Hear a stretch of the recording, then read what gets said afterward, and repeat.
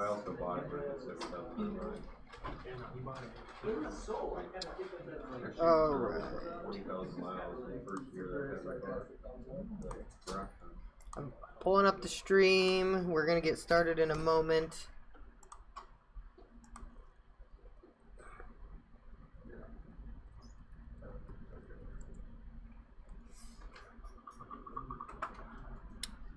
So I'm gonna be honest with you guys. This class is a Saturday class, and it's scheduled to take forever.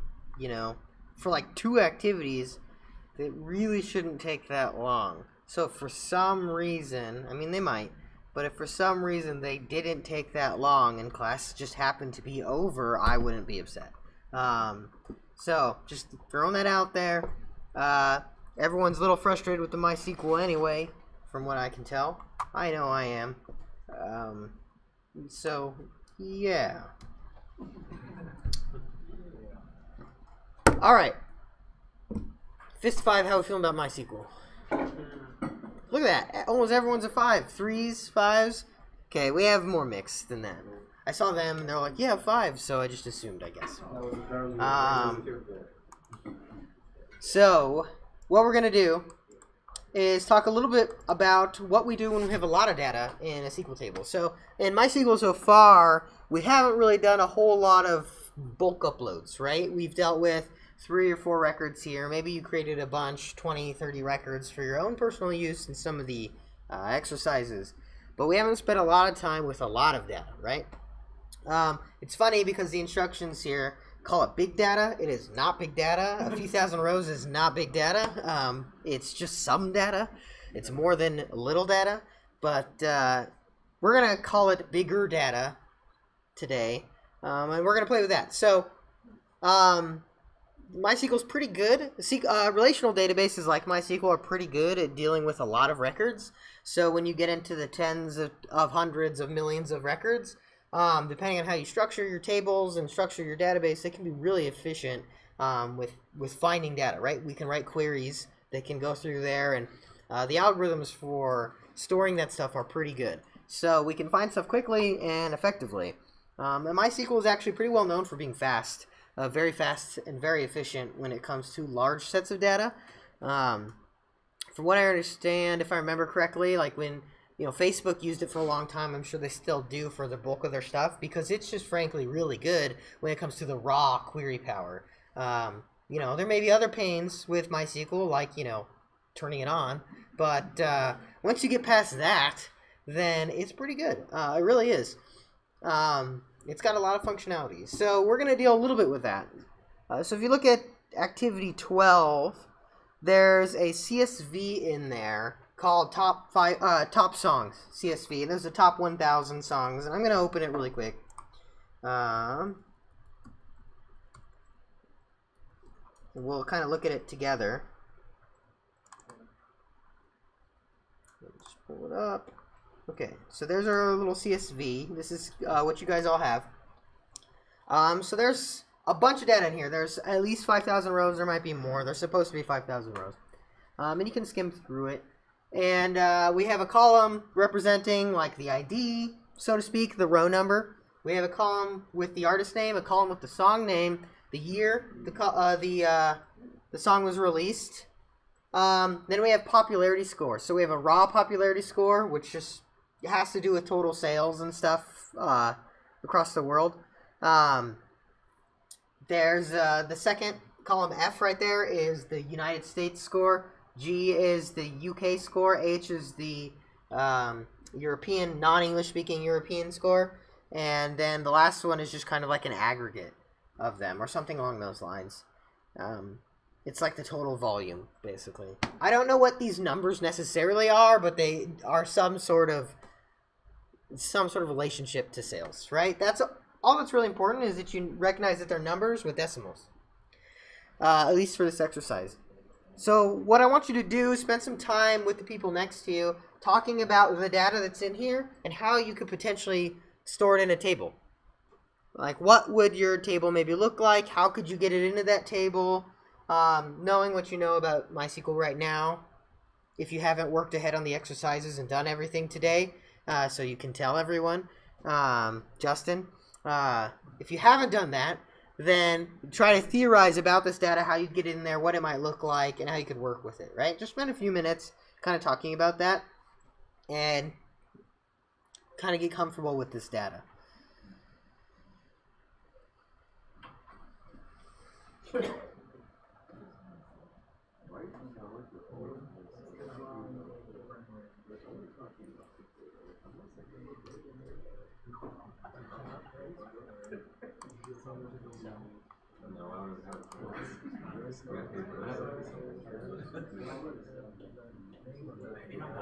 Explain to me, bro. What's going on here? I want to know where you're at. Yeah, you get like where you were just going to school. Yeah. Let's go by the instructions. It's time to test your school. Yeah, I had it really like What would you do? yeah, we closed down. So you're in school when it was now. Yeah. These are just I was there for 1 school, like 3 months, and then it closed. Why did you go this Yeah. Why did you go to somehow? I don't know. I just went there because honestly, I don't have any really experience. My grandpa went there like 6 years, or like 16 years ago, and he's like, I can't believe it's that old. he's like, So,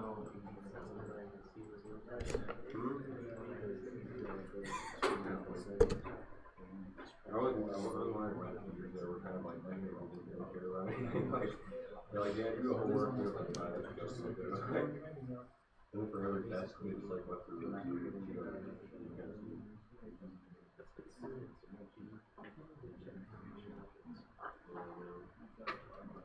All right, let's chat a little bit about this data.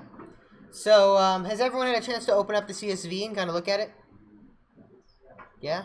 Everyone's done it? Yeah, in Excel format. You just open it up in Excel or whatever program you have. You can even look at it in the command line if you want. yeah, I'm just looking at it. What kind of data is this, right? So, column B, artist name. Garrett, what kind of data is that? It's like a string, right? So we could store that potentially in MySQL as a string, correct? In a database as a string. What about the year? Andy, what kind of data is that? It's an integer, exactly, right? So by looking at this data, we can kind of make some assumptions about what we would need to store this in a database, correct?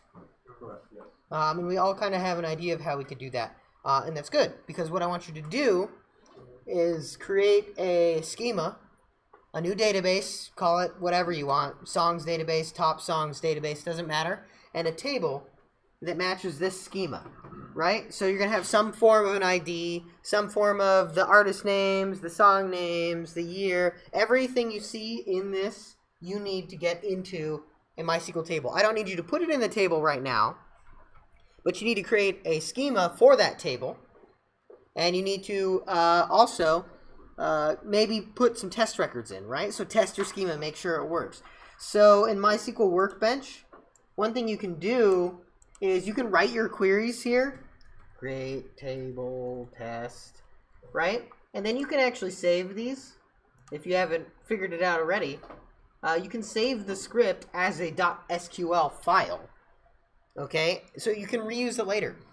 So what I want is for all of you to make this .sql, we'll call it song schema.sql or something like that, that's pretty easily recognizable, and save it into folder 12, right, because we don't have that, and then we can maybe slack some out, and we can see what these schemas look like. But like I said, after you create your schema, you've got to create your database, create your table schema, and then import a couple test records that look similar to this, so you can test that your schema will actually work how you would imagine. The other tricky thing, make sure that your ID is like increment itself, right? We don't want to be importing the IDs. We don't need to do that necessarily. They're not that important. They're just row numbers. So those things are things to take into account. So go ahead and make 2 SQL files, one with your schema, your database and your schema, and one with a couple of test records. You could call that a song seed SQL or something. But a schema file and some sort of a seed data file. Go ahead and spend some time working in your groups, kind of coming up with that, and we'll go over that in a little bit. Let me know. Here's the thing. So this is where I said this particular exercise is allocated for 20 minutes. All right? 20 minutes, which I think is a lot of time for this one. So let me know when you guys start to finish. So when we see most of the people finishing, we can kind of help anyone who might be struggling and move on. Because I don't know, like I said, if we don't need the 20 minutes, we don't need to use it, and then we can start to, you know, work our way through class, right? Right? The only reason I say that is because I really don't think we need 3 hours for this class. So you work with me, I'll work with you, right? Okay. Anyway, spend some time working on this. Column A, we can use float instead of integer, right? For what one? Column E? You could potentially use float. There's other types too that could work for that. Just find a type that handles that decimal type number. Maybe do some research in the difference between like a float and a double and a decimal. See what the difference between those are and which one you might want.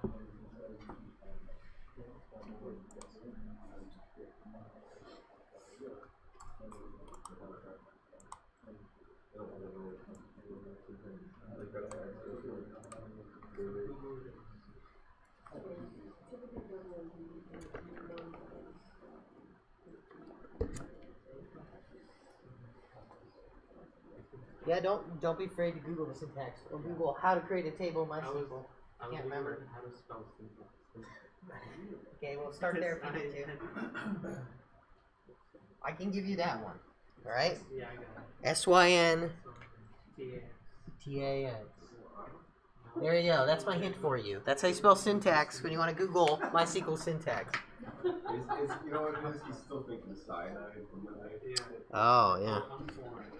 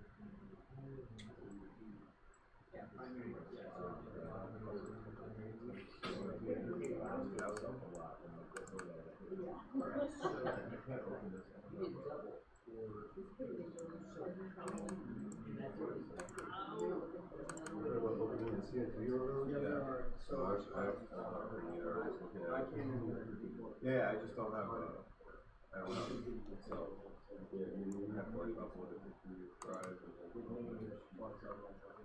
yeah, I was working with the comments to read, like it's kind of hard to read, but Because that's how this works.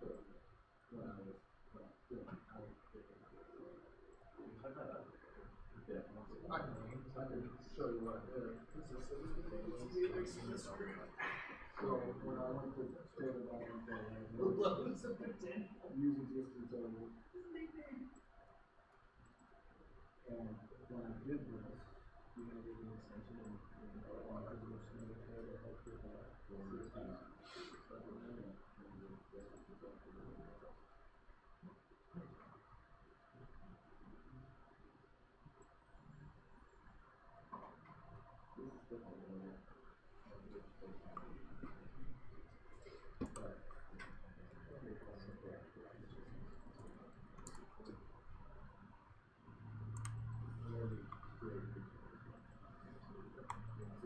is your total. This is how it is. Right. And just because you import file, okay, 2 text files in here and everything else is covered. I'm assuming that that's all it is. Nothing changed. Everything's pre-record. So 0.54.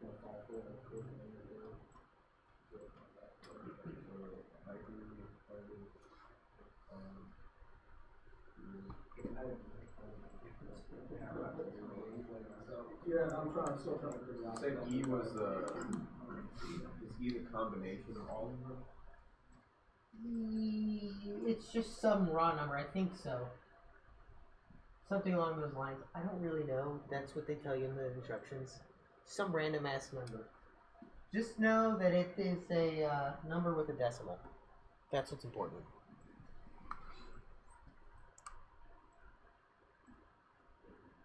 Is that better? It's definitely not a sum. I don't know what exactly it is. I don't know where they got these numbers. We just kind of made them up. Something along those lines.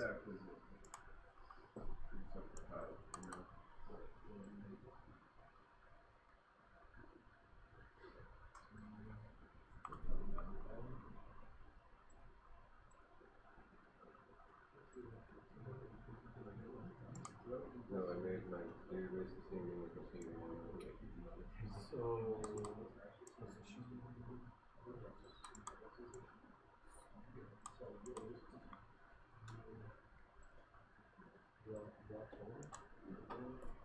Oh, okay, so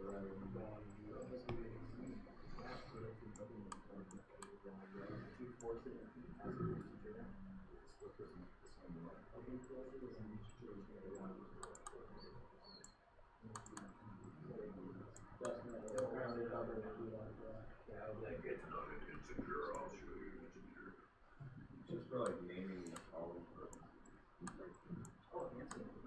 Put mine all as random, dude. But you have 4 columns.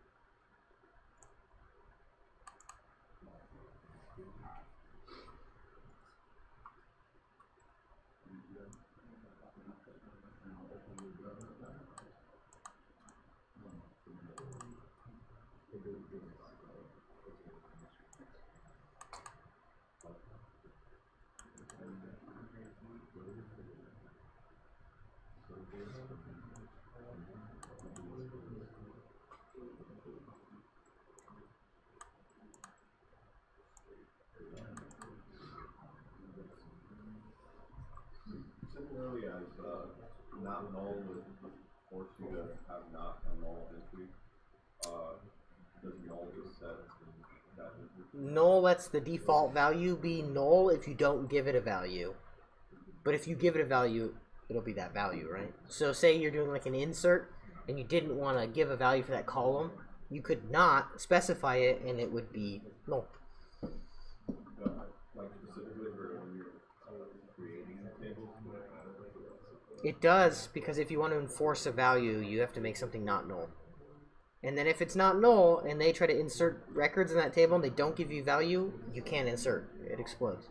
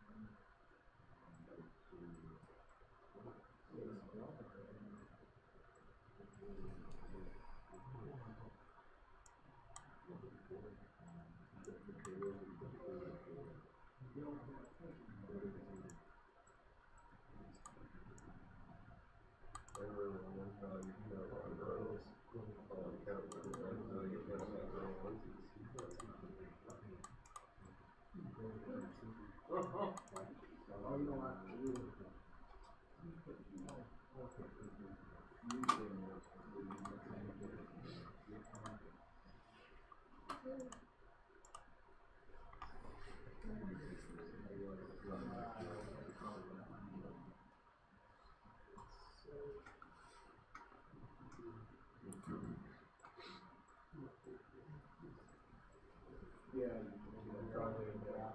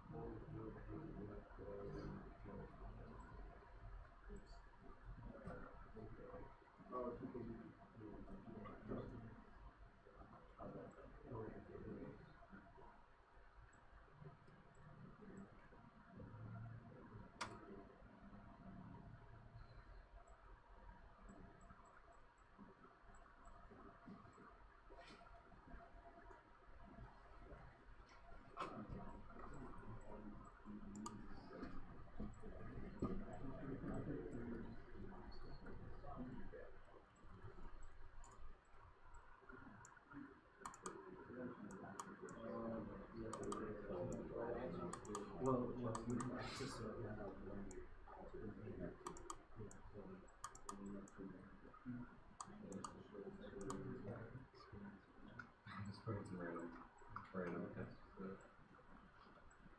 They're not going to do it at each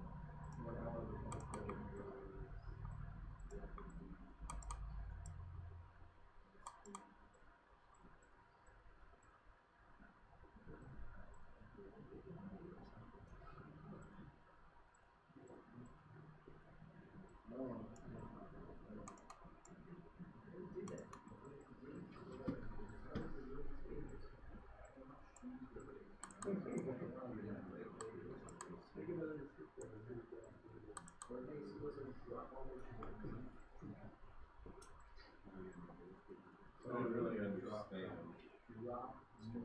when you're making a row and you set it to null, not null. Why?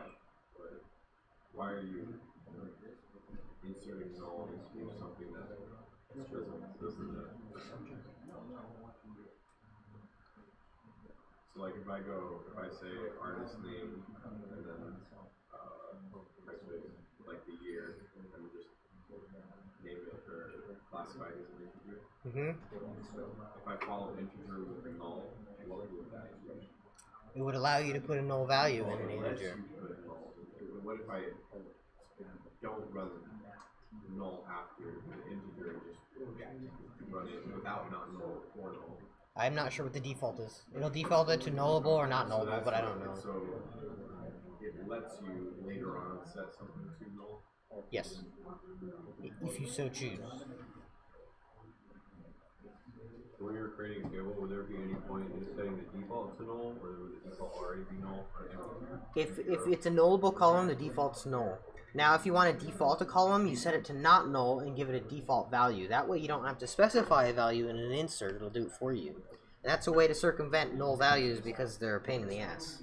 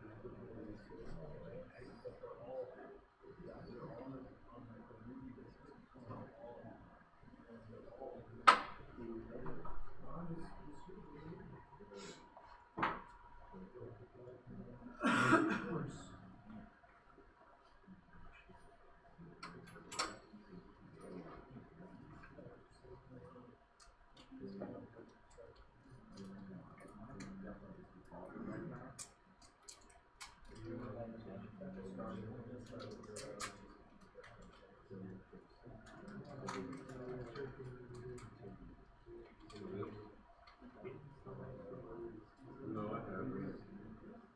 I was looking at how to refresh.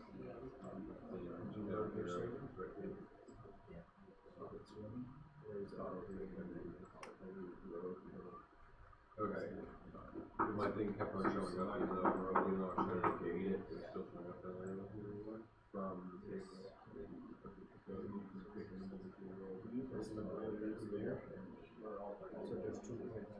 Select columns from.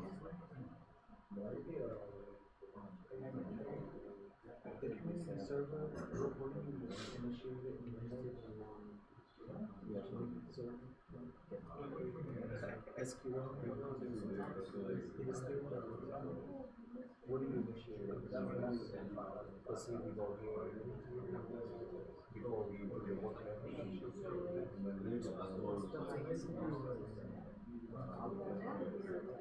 For Windows. The only thing I did was See, I manually update it.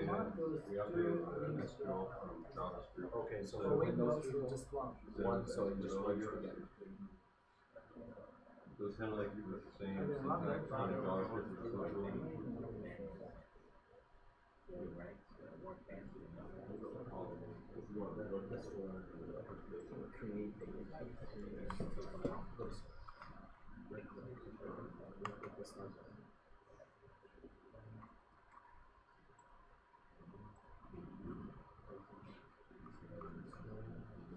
All right, how are people doing?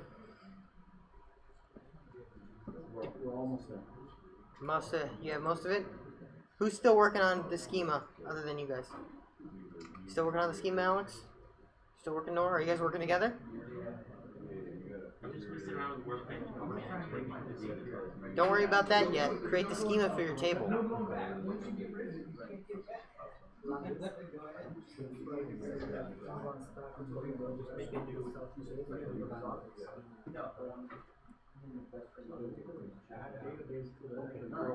would leave it in the MySQL workbench. You can create it there, but make sure you open it in the workbench and edit it in the workbench so you can run it and test it.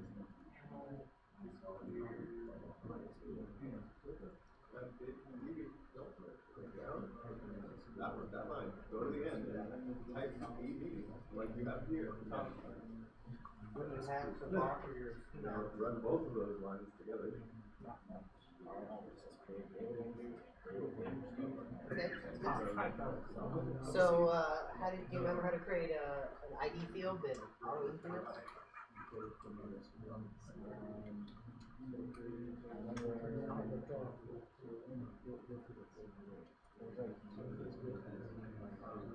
So I think depending on the direction you highlight, Well, that'll be part of the create table statement. Make an ID that I'll just one page to the table. It knows where this cursor starts and where it ends. Do MySQL auto increment ID for that, so we can find out.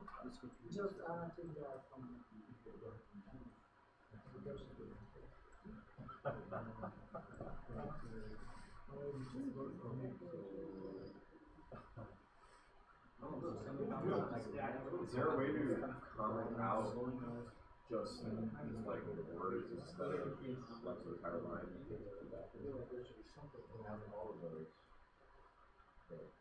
I don't think so. There might be some syntax for it. But...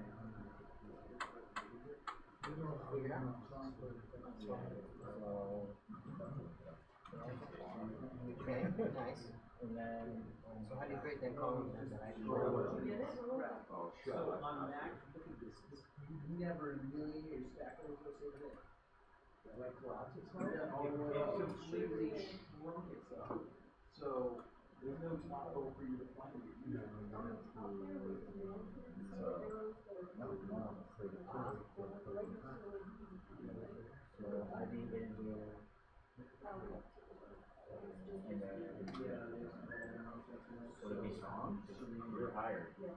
Why song? What about ID integer? Why was not Not water. An example. We're gonna have a view tab. View needs to be able to toggle these as well.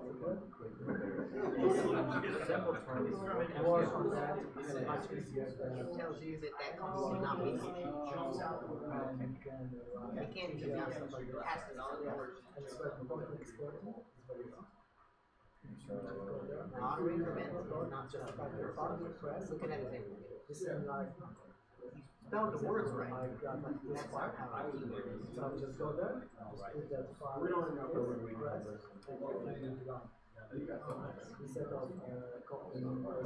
Not all depends on if you want the data to be have a required value or not. That's up to you. Coming back to me a little bit, I know you have to put a column back in between. Yep. And now, basically. So let's create another column then for the artist name. What would the artist name be? So the artist name, what kind of data is it?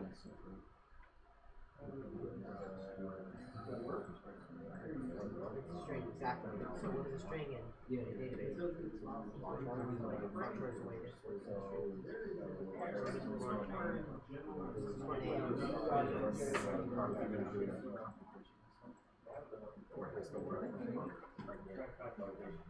Now, in bar chart, you have to do something else too. It's like a series of characters. It is a series of characters, but you have to specify the size, maximum size. Like, how do you turn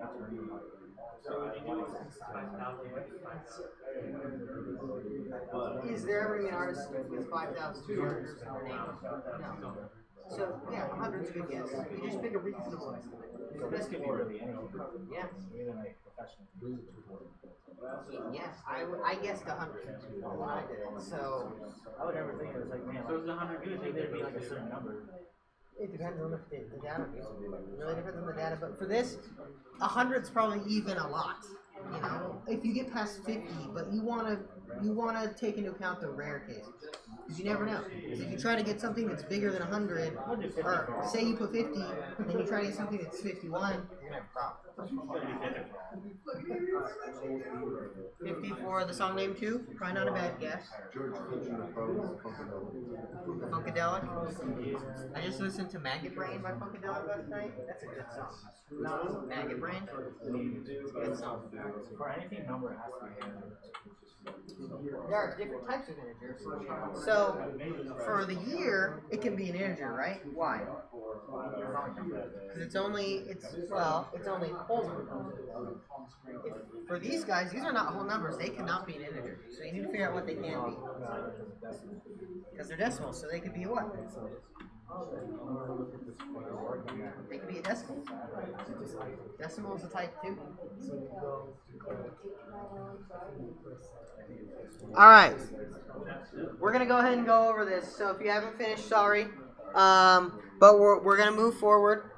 I've given you guys about 20 minutes, I think. So, let's talk about this schema. Let's kind of build it together. So we can still see the first table, first line there. So the first thing we gotta do is what? Create the database. And we can call this top song DB. Nice. Then we have to do what? Use top songs.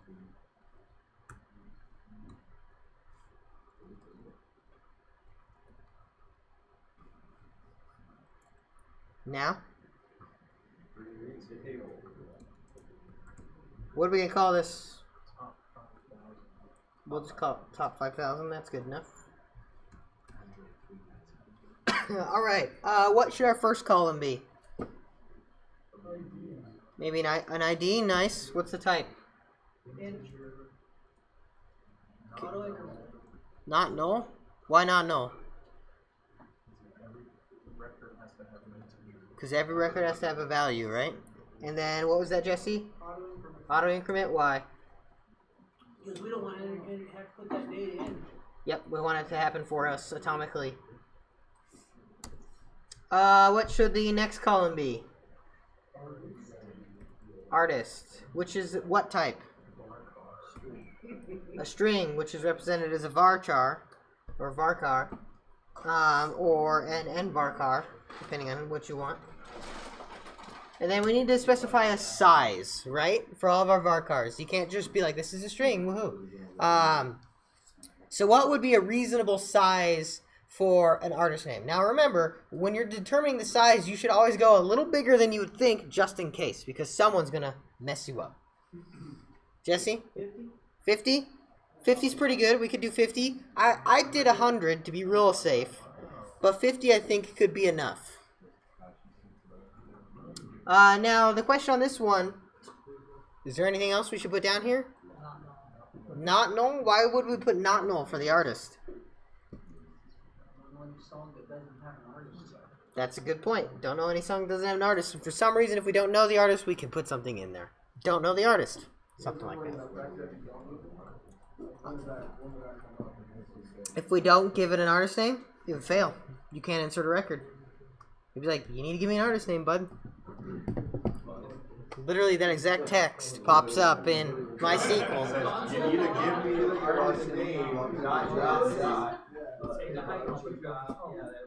Alright, what's the third column going to be? Song. And that is also going to be a... How long do we think this should be? 50, 100? We'll make this one 100, just in case. Because this one could be longer than an artist name. Should this be null or not null? This can be null if there's a song that exists with no name. Various artists, that'd be the artist though. Be unnamed at the time.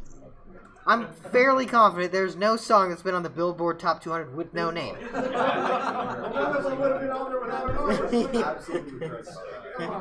It's formerly known as the artist. All right, we're gonna make the next one the year. What is the column type? Year. The column type is not year. The name is year. What is the column type? If year...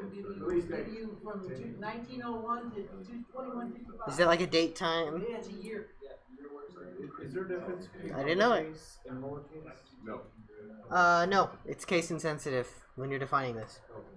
Should year be null? No, just say no. God. Come on, guys. No. I feel like, what if they don't know the year? Pick a year. I mean, I guess a year could be, but on this particular case, we're good, right? So if you're talking about like me, do I know the year? No, I don't, but that's not an excuse, right? So, okay, so the next ones are interesting. They're probably integer length to 4. So, you mean like define the size?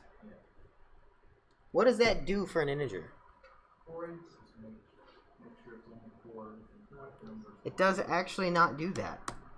There is no length specifier for an integer. What that length is a display-only metric, which says if you had, say, 1 character, it would be 0001. The integer is always 4 bytes. 4 bytes. So the length of it is actually, it goes to between -2 to the 32 minus 1 to 2 to the 32 minus 1 power. So 2 to the 32 minus 1. Yeah. 2 to the 32nd power minus 1. Not 2 to the 31st power, right? I'm fairly sure, something like that. No, it's 2 to the 31. Minus You 1? use one bit for the, yeah, that minus 1 is the 1 bit for sign. Something like that, right? So it's like 2 billion something, whatever. So the length of it's actually like 9. But, yeah, so if you ever see that, that's a display only. So we could actually put int 20 there, and it would just pad everything with 16 zeros. That's a good point you brought up, though. Okay, so the next ones, they're all pretty much the same, right? So we've noticed that they're numbers, and they have decimals in them. So what can they not be? They cannot be integers because we'll get no decimals. They'll just round them off. We'll just kill them. So what types could it be? There's 3 types that you could potentially use. Decimal is 1, float is 1, and double is 1. Did anyone do any research on float, double, decimal to see which one we might want to use? You went with double? You went with decimal? Why? Why did you guys choose what you chose? I chose decimal because we could specify how many places after the decimal. You can do that. You can technically do that with a float and a double, but there's an even better reason for why you'd want a decimal over a double or a float. Nope, that's also not true. So in programming, you'll run into this. There's something called an approximate value and an exact value. Decimals in almost every language and database are stored as exact values.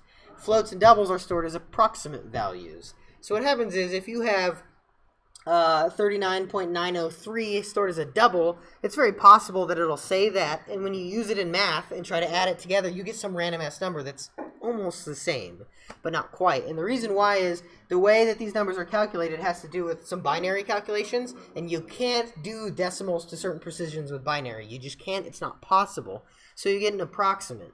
With a decimal, the way it stores it is a bunch of different numbers, and then it uses those to calculate where the decimal is and where the before the decimal is and stuff like that. So a decimal is exact. And since these numbers are raw aggregates of some statistic, if we were to add them together, we would want the exact value. So we need to use a decimal. Now, another good one where you always want an exact value is money. If you start storing money in your database as doubles, and then people suddenly have more or less money because your calculations are approximate, well, you're going to have a problem. So decimal is what you want to use. So this is a distinction that most people don't know, especially in the beginning, that you need to specify a decimal for this kind of stuff. If it was like average speed, right? You're calculating average speed, you could do pretty approximate with that, right? You don't necessarily need to know to the 10th digit what your average speed is. And there's a point where the approximation gets worse and worse. So a couple of decimal digits, you're probably not going to notice it on a double and a float. You get to 16, you're going to notice it. It's going to be weird, right? But there are things where it doesn't really matter. You don't need to know to that precision, and that's okay. Because one, calculations are slower. So if you're looking for efficiency in terms of raw speed, and you don't need the exact values, don't use a decimal. 2, they take way more space on your disk as exact values. So if you need disk optimization and you don't need the precision, don't use a decimal.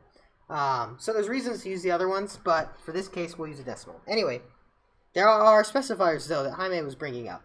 You can specify number of decimals and stuff like that. The first digit is how many numbers in general you can use in your decimal. So say I put a 10 here, I can have up to 10 numbers in my decimal. That could be 10 before the decimal and 0 decimal, or it could be potentially 10 decimals. The second number after the comma is how many maximum decimals. So one you might see a lot is like a 10-4 or a 9-4, and there's more of a reason for a 9-4 than a 10-4. But you might see something like a 9-4, 9 possible digits with 4 maximum decimals. So that means at most the highest number I could have is, in terms of just raw decimals, right? That's as far as I could get on the decimals. If I take the decimals out, I can obviously go one more significant digit on the before the decimal up to about there, right? So why 9-4? Because there are certain points where so many digits causes the decimal to expand in memory and take up another byte, right? So it's like every 9 digits or something, you get another byte added to the total size of the decimal that's stored in memory. Something along those lines. I don't remember the exact calculation for MySQL, but I think it's 9.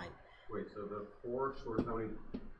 That's the maximum number of numbers you can have after the decimal. What if it's more than one decimal, like an IP address or something? then does that change it? You can't put that in a decimal. So is that extra bit still a concern today?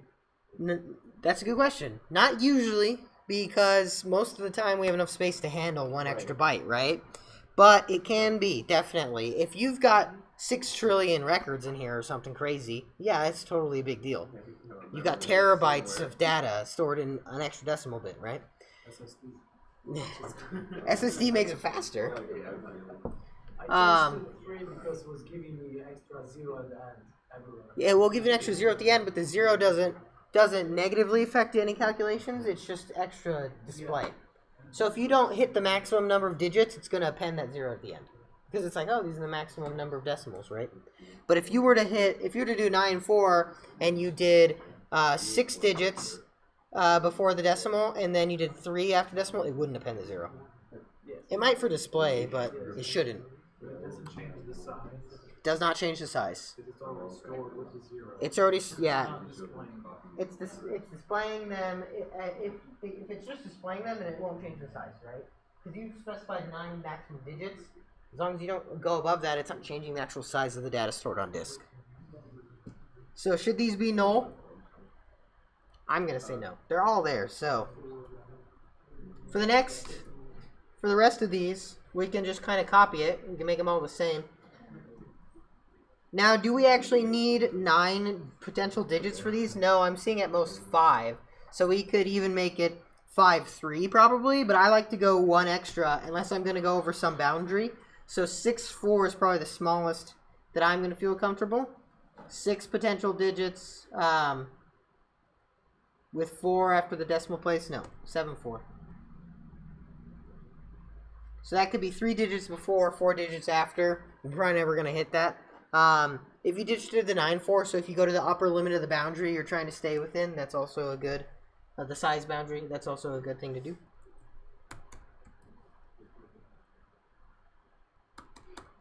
So decimals also take up to 65 digits, so they can get pretty big if you really want to get there.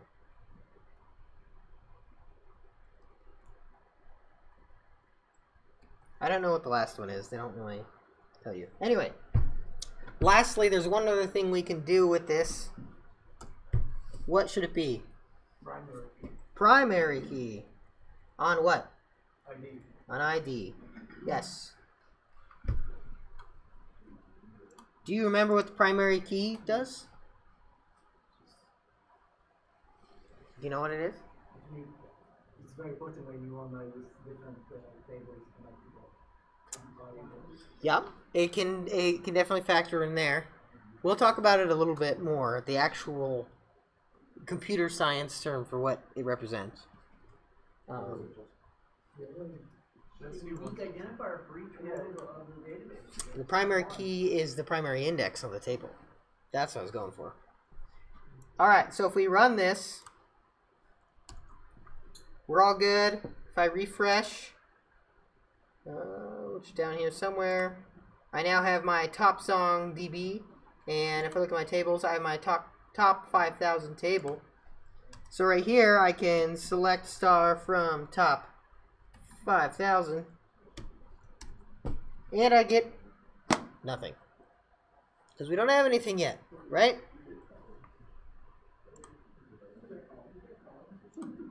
We have columns, we don't have any data. So I was ignoring you this time anyway. Does anyone have any questions on what we just did?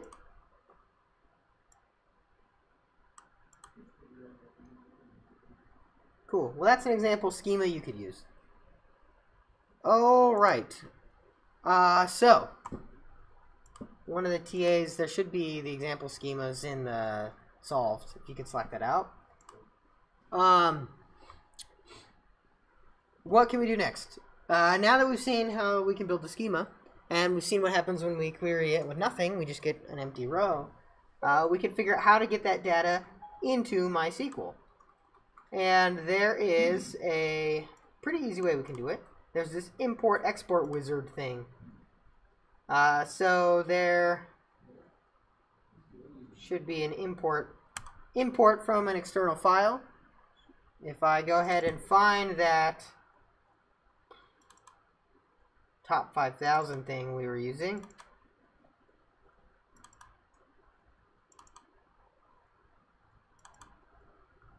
I can start with the top 1,000 if I'd like. I'm just going to go for the full thing.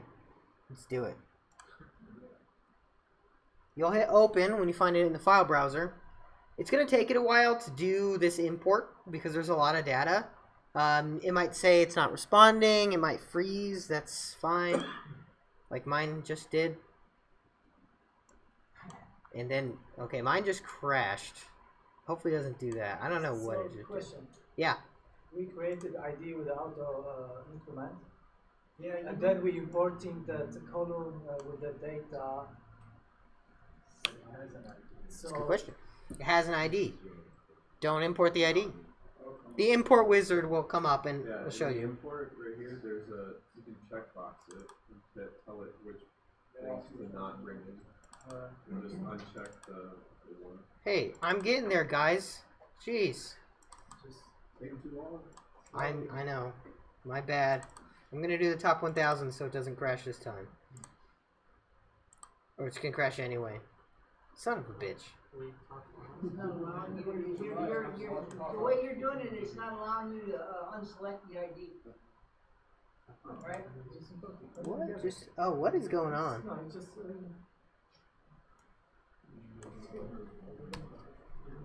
Okay, something weird was going on with the importer. But you can also right click right here. Right click on the table. Table data import wizard. And from here I can pull up the actual path. And this was the one that worked for me earlier. If I can get to it. This one's a little easier. Are you moving the left button or the right button on that import? What? What are you talking about? Alright, so I can tell it what table to import into. I can tell it I don't care about the ID. And I can go ahead and import. It's going to be pretty slow. There's a little bar, that's nice. You can do show logs. It doesn't help much, just as data import. But they're there. I didn't get that. It just imported straight away. Calculated my table without giving the ID. Maybe I clicked twice, that's why. I don't know. Click this one. You do select star, you'll get 5,000 records. No, And choose the file, 4,982. open, and populate There was straight away something broke then. without giving me this option. Alright, so if I do that, Where's the file? You found it, right? Yeah, I found that file. I have how many records? Oh, Yeah, I use the that import same was open. button. Cool. And then the way that he. I have. Yeah, okay. Oh, there's a default limit. Limit 5,000. Yeah, mine has an implicit limit on the server. I think. Yeah, it's up on the top. I got the same error. Yeah, you gotta turn it off. It's in one of the options. Yeah, it's right there on the top, Carson. Where? Oh. Yeah, right there. Yeah, look at that. Don't limit. Full rows. Anyway, I put the limit to 5,000 and it gave me... Oh, I tried to recreate the database. Whoops. 4,999 records. Anyways, importing. It's possible. You can do it. So, with that being said, now I can, query my data. I can see all the stuff in there. I'll do it again really quick. We'll go over it. I can pull this up. And I have a table representation. Oh man, I really hate GUIs. This sucks. I have a nice representation of everything we just saw in that file, right? You'll double click on that, right? I tried, it didn't work. Didn't work? Cool. So, what you're going to do is import all this data into your version of the database, in your schema, right? And then I want you to create a Node console application that queries this data. Okay? You can, use command line or whatever to kind of tell it what to query, but query for a specific artist, or query for an artist that has multiple songs, or query for artists with scores above some threshold, or query artists that have the song, Christmas in them, or something like that, right? Songs with the word Christmas in them. Something along those lines. Like, come up with complex queries for viewing this data with your Node application and try to display it nicely in the command line, or at least give some information. Maybe build an inquirer process that can be like, what song do you want to look up? And you can enter the song, and it will query it, right? Or query something like it. So that's what we're going to be doing. You're going to be building a Node application in your console that does a whole bunch of fun, complex querying into this database. And I'll Slack out those instructions for you. But go ahead and work in groups. Spend some time doing this. We have been allocated 50 minutes to do this. So we'll spend about 40 minutes on it. Unless you guys all finish and say, hey, we're done. Then we won't. We'll stop. And we'll go from there. Sound good? Everyone excited? Nice. Cool. Go write some queries. The instructions mention a hint. There are efficient queries for determining if multiple artists show up at once in the record set, right? There's efficient ways to do that we haven't covered yet, so try to Google it and figure it out. There's ways to group data by stuff.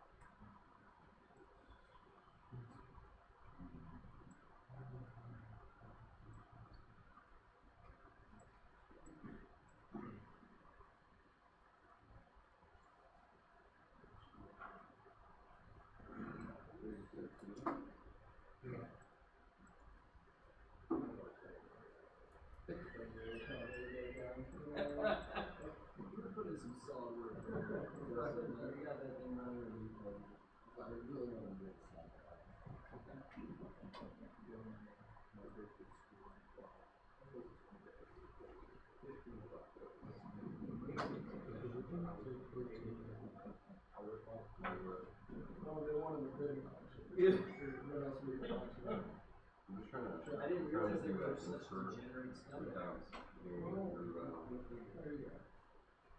without being through this bounds and so on.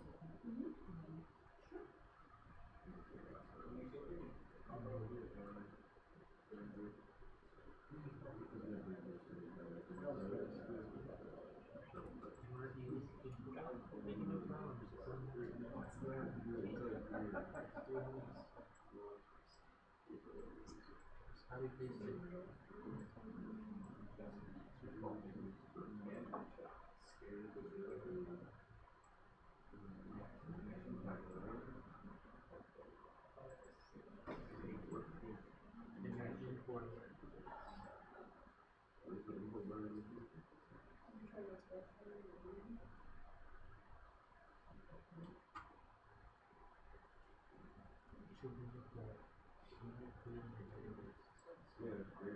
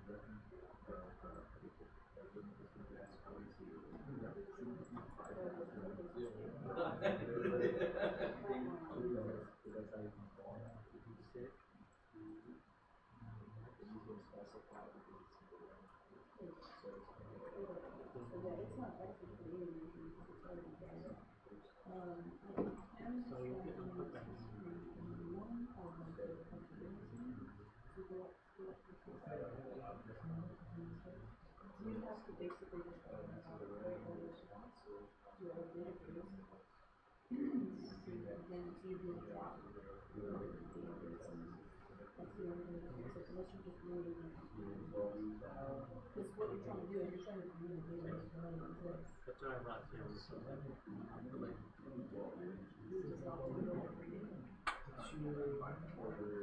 So when did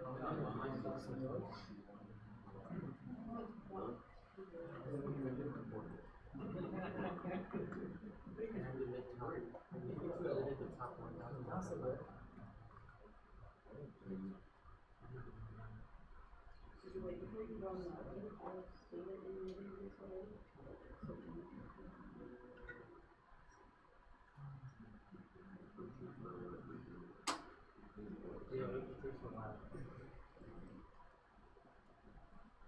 This is in your iPhone, the building seven line. It's funny, I started waiting for you to come past my line. Oh, my computer gets stupid.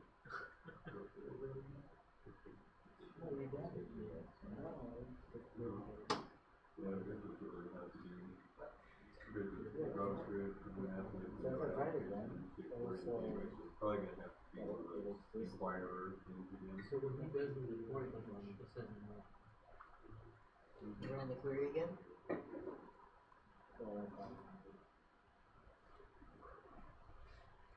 Don't run all of it. Just the last one.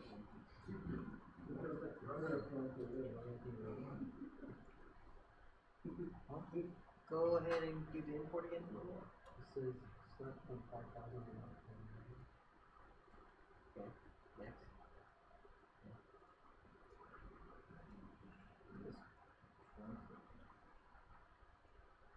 Yeah, usually just move truncate it. It means clear anything that's in the table. Check the ID. Yeah, I can do it like that.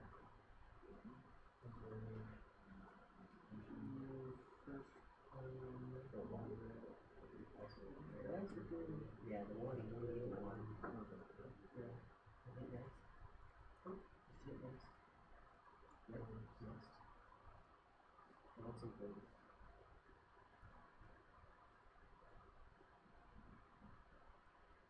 Okay. Then now we're gonna select.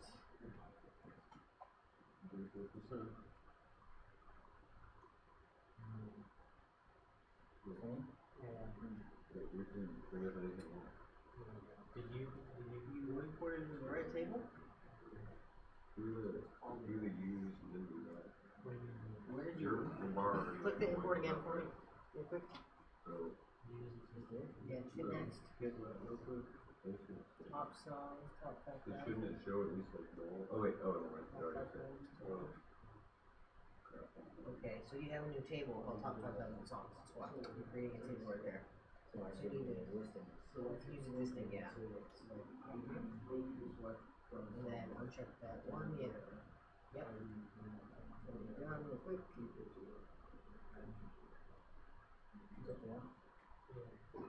Hit next. Finish. Now do that query. There we go. Sweet.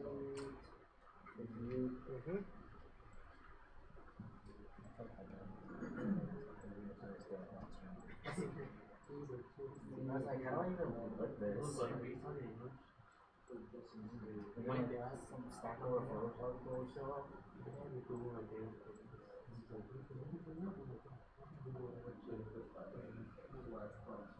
But so he never knows how to do it.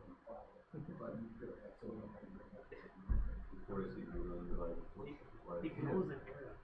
So like the article that comes up is like whatever, like some Egyptian writer or whatever. It's like it's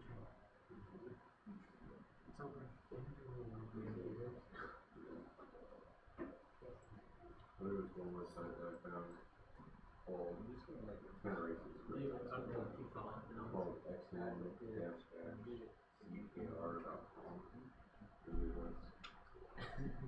Oh, it doesn't work anymore.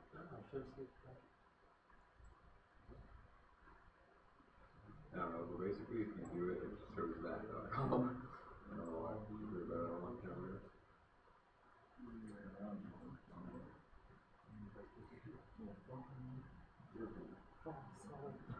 I thought as soon as it changes to like Yeah. what would you fucking do? So this used to be an alt code. It's freaking this. Oh, it is zero code. But it used to be an alt code. Like you have to do like alt 1 to make the smiley face or whatever. Alt 2 and Right, guys, you ready to go on? We've done no complicated queries at all, but we actually are bringing stuff back. About 8 queries, so right now. Everything goes like Chopper has a helicopter. It's so fun. No, the first one.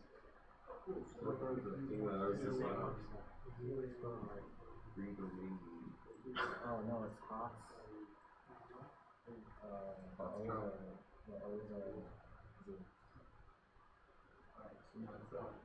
Oh, it's H0, Z0. Something weird.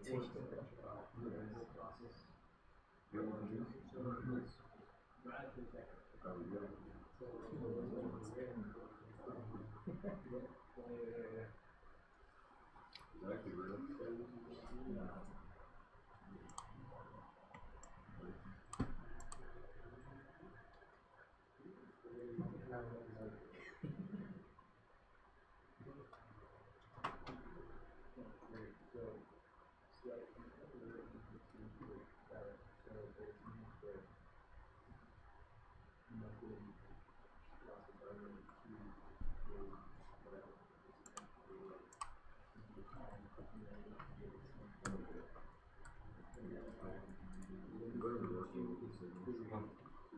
It's so good.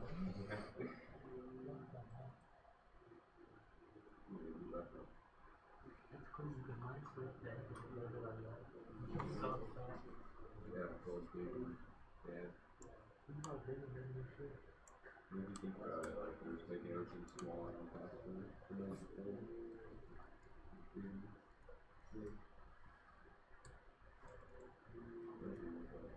My cell phone is way faster than this computer. My cell phone's like this.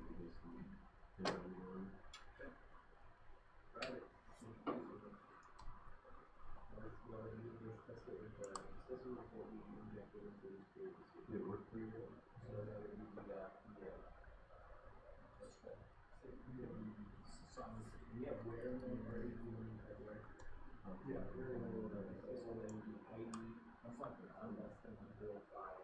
Wait, you're hearing the cable would be off. Wait, so you might already go. I think you already have. No, because I said that I existed one too. Yeah, but you're selecting it from that top 5,000 cable. Like the new cable you created is called like Fox On or something. Wait, do the import again just to see exactly what the cable name was. No, that's Linux. It's Fox. Oh, wait.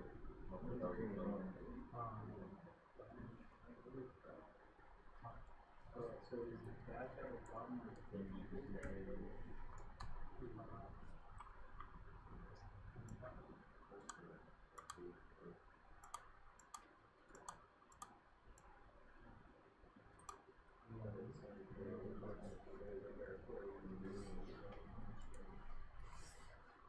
Better than all you guys.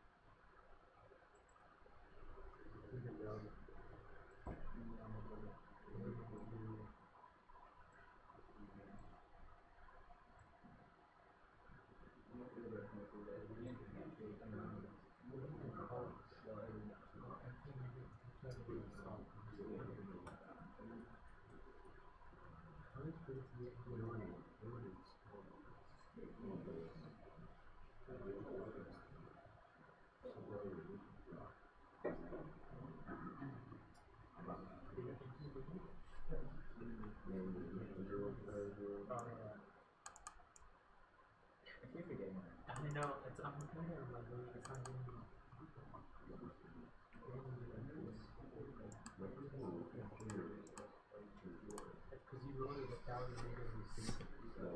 housekeeper firm just had something installed.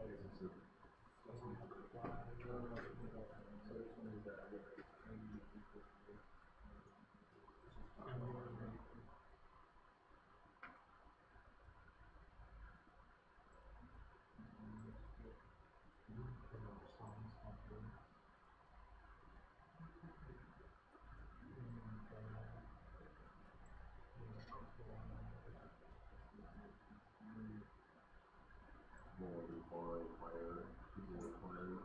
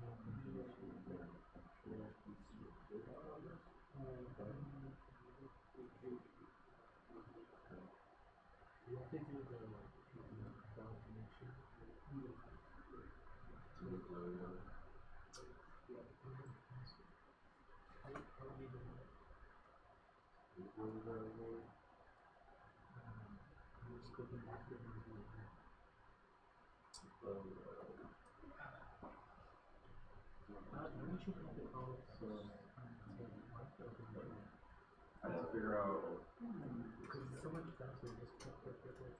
Because when it reads this question mark, it injects this.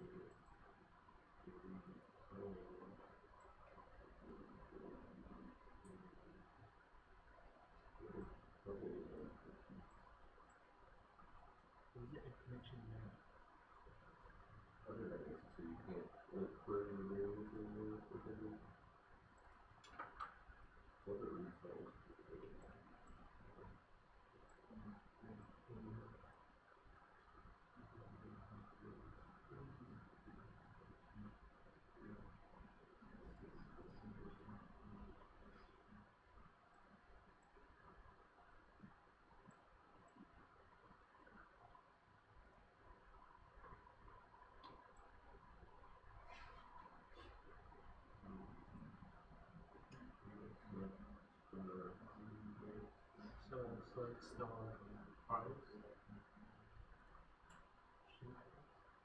I think the star is the column. So if you say select artist from top down, or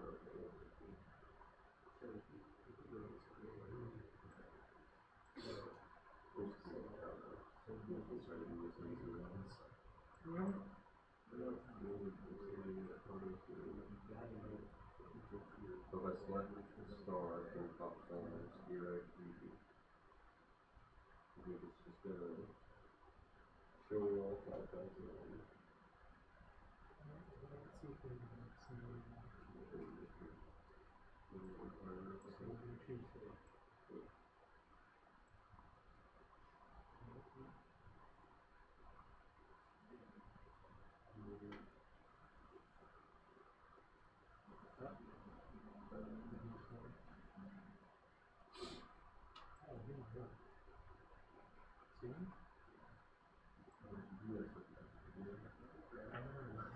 But it did.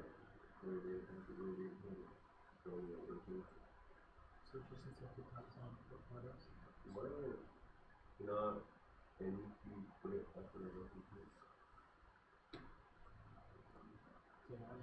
Oh wait, I think it's retone. Wait, retone versus reference, not anymore.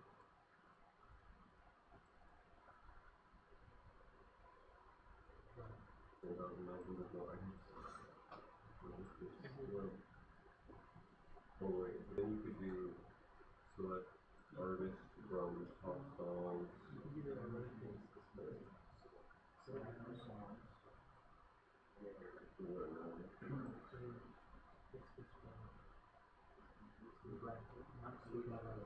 you can do like artists and then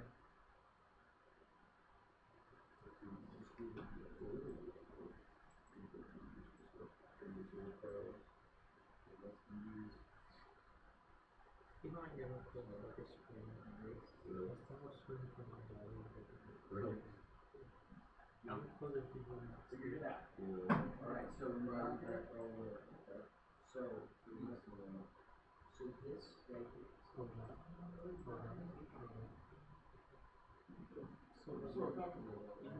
do require I don't know. What you have to do now, we actually make it so we have. So now we just need to take like something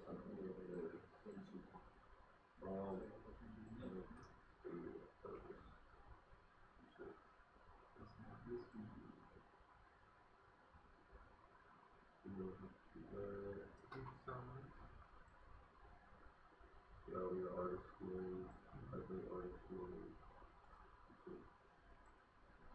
So then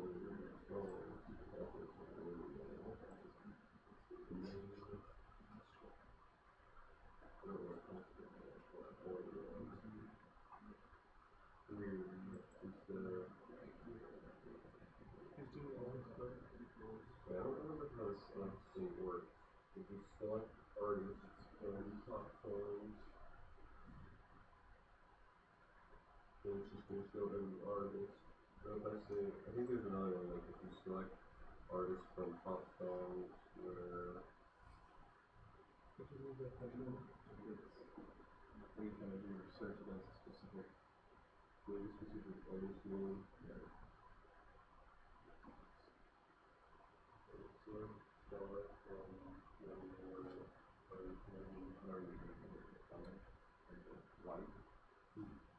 So, if you go to your database and you query Tupac, you're going to get like 3 entries, but there's an entry where it's Tupac and another artist. So, Life compares what is in the string to all possible entries. It's not like hard equals. So, because the problem if you search for something where is equal to, it does a hard equal and it won't bring up if there's like another artist in the same string. Right? So it means like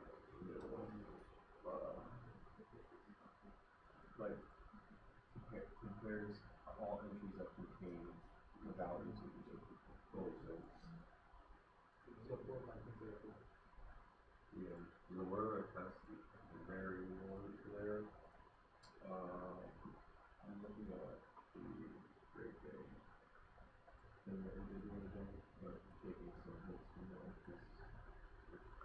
this object, use the question mark and then pass it. You just use the question mark in the query and pass it.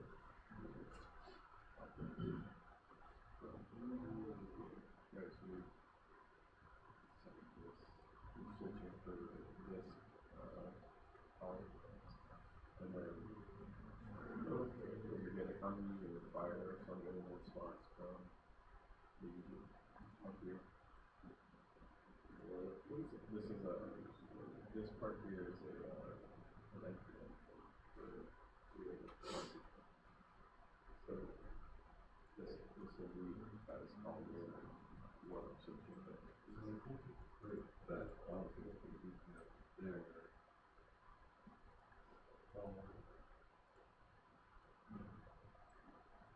Right.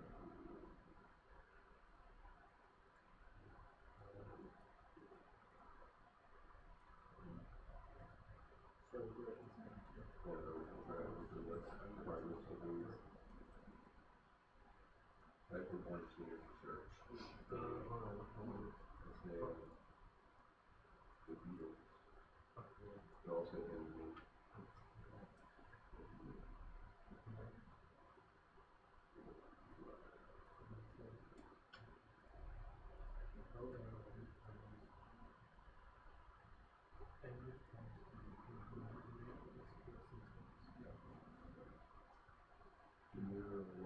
hot dogs,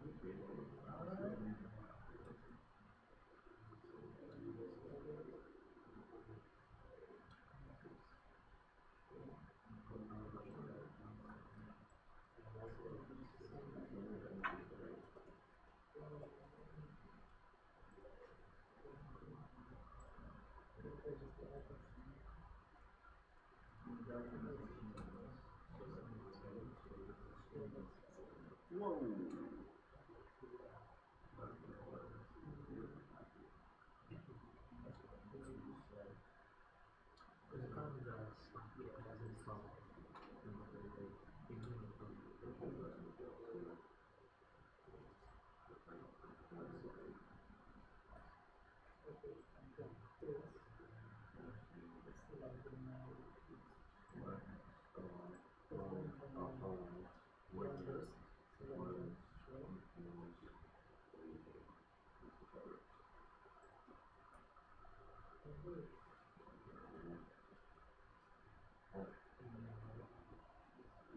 I'm searching. Yeah,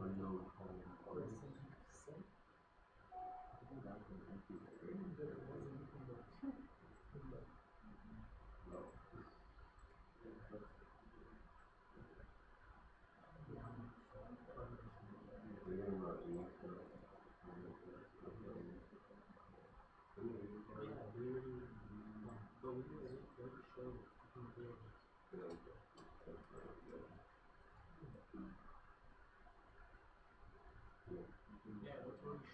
The database is like, it's just one search. Well, that's what we're-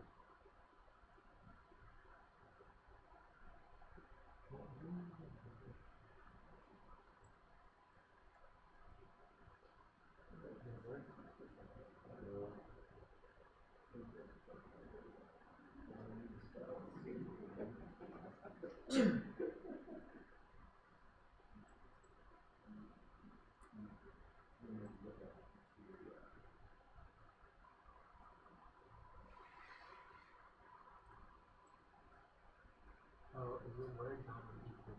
In the settings.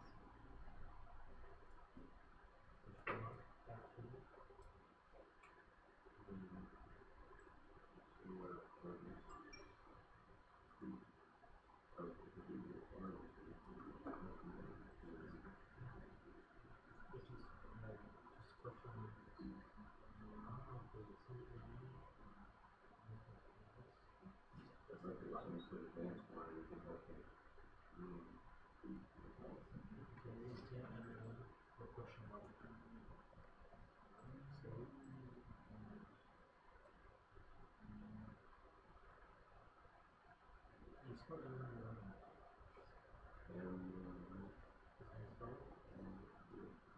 think so. This also unknown column, or if you're looking at.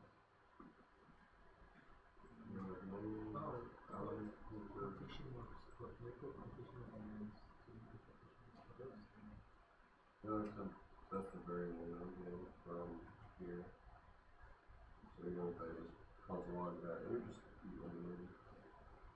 Even if I did like that, it's easy.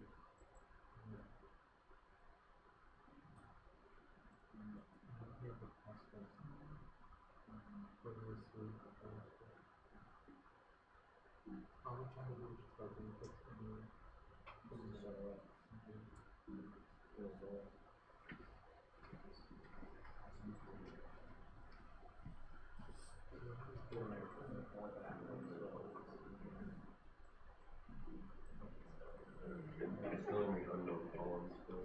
So, this is gonna be,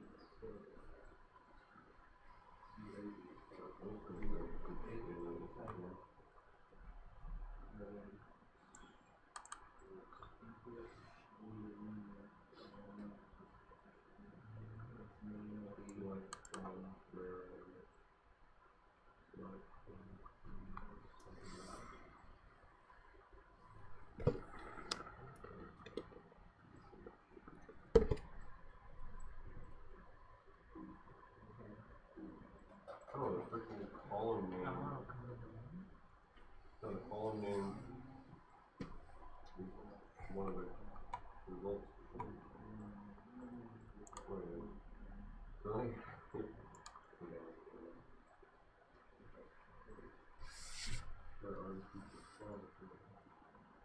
It's not called artist, it's called page.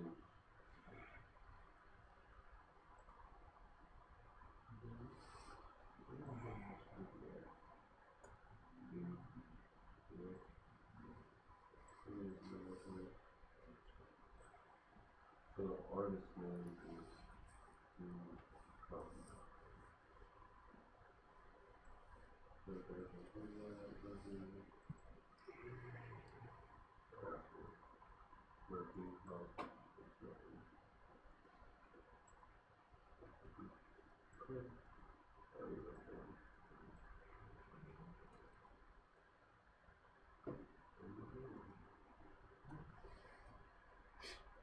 Alright, did anyone come up with anything cool? Any interesting queries that we hadn't gone over in class? No? Okay, we'll take a 15-minute break. We'll talk about it more. If you want to continue working, then by all means do, but at 8:20 we'll start talking again.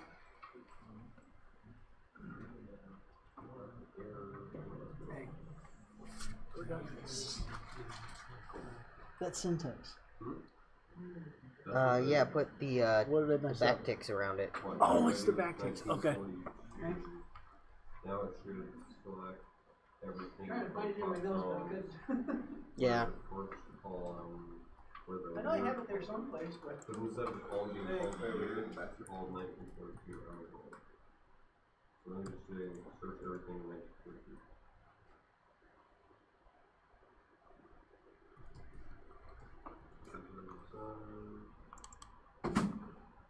Yeah, look, it works. It has everything in 1942. Why do you need the backticks in the 1942? What? Why do you need the backticks? Oh, like, no, it's actually the guitars too. He didn't. He was displaying. He was using interpolation to display data. You don't need it in the query string. You're looking at the NPM, like performing query of their columns and whatever you're looking for is surrounded by that. Oh, MySQL has backtick syntax. It's to allow spaces and stuff. So that's not the interpolation. That's just MySQL. Is there kind of anything? Well, I'm trying to figure out, because like my thing keeps returning an empty array. It's not returning the data. It's showing you you're getting an empty array. Yeah. I got, if I see one search, it'll find stuff, but the rest of the stuff isn't controlled like an empty array. I'm just going to do it the artist name right now. And then I'll copy it to my function that works, but it just keeps returning an empty array. When I search for the artist name, when I like uploaded the data for the database, it renamed the columns for some reason. So it renamed my year column 1942.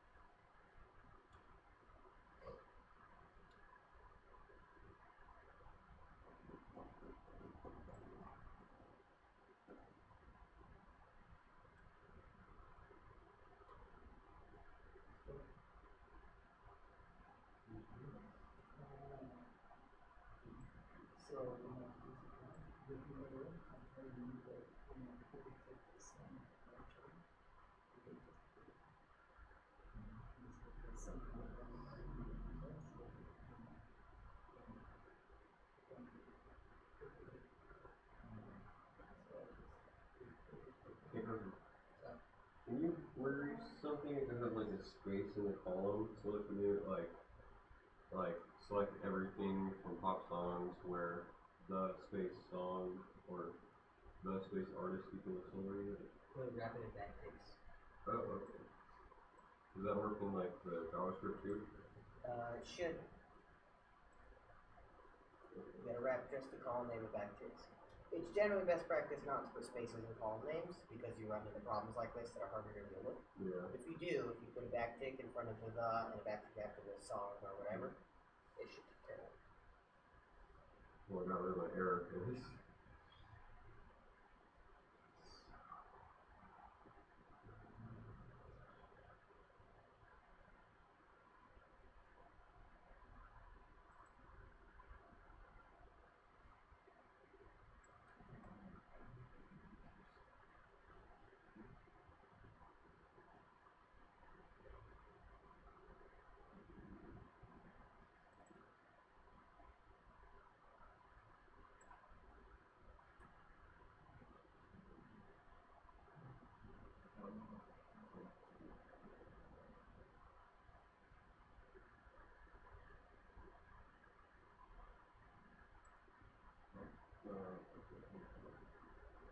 I know why it wasn't perfect before.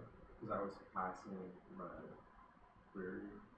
You have to pass it an array with the applicant side, I was passing it just the output from out the array. So if I was just reading it, you were receiving the right data. Range or whatever. Yes. So, right here, section around whatever you're gonna pass. Well, I'm using the divider, so I'm passing my response from the user. But I'm missing these brackets here because I was just trying to pass this object. But it's like, well, I don't know what the fuck to do with that. And once you pass it the array, it's gonna be like, oh, okay, sure. So, I don't know what's oh, God, that's what I realized is different. Hopefully it works.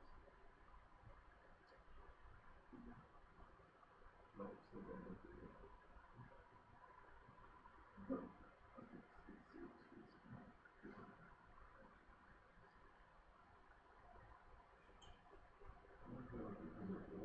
it.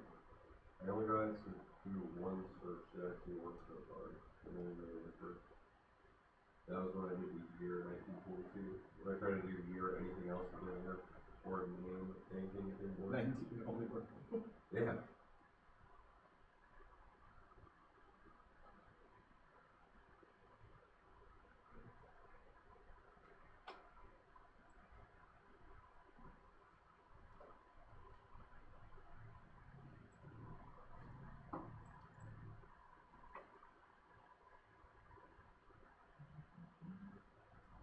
But you can make see what it is.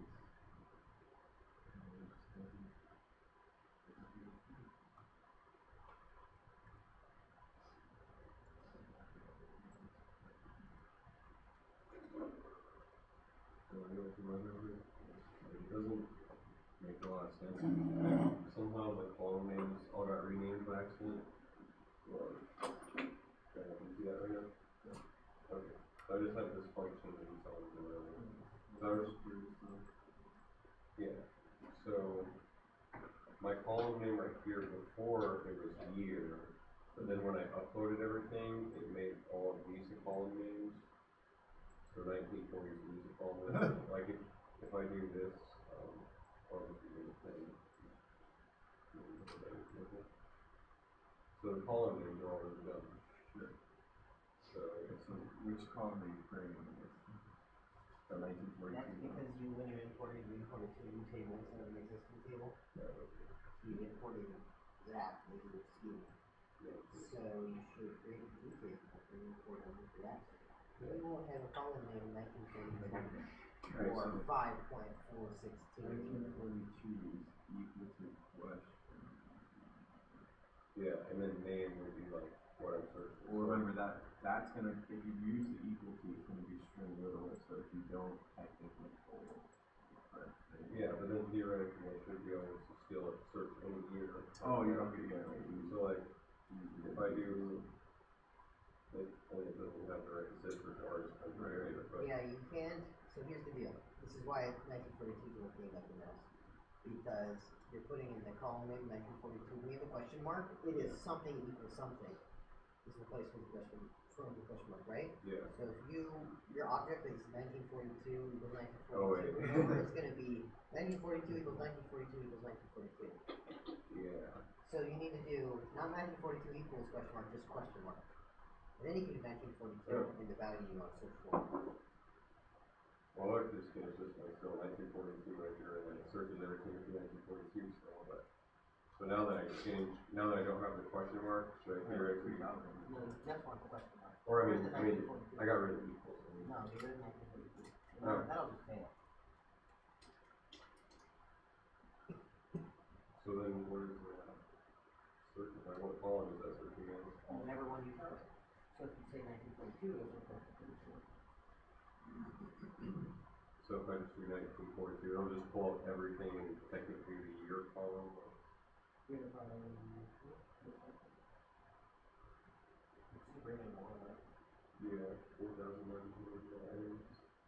Because you're not building the object with it. That's what you're doing. I have the right names here, so. You got a little further than I did, now mine is.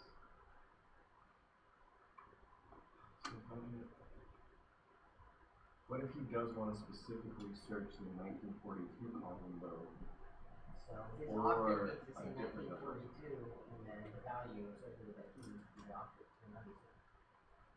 So he'll have an object with the property 1942 set to 1980. So am I getting nothing back because I'm at the column number?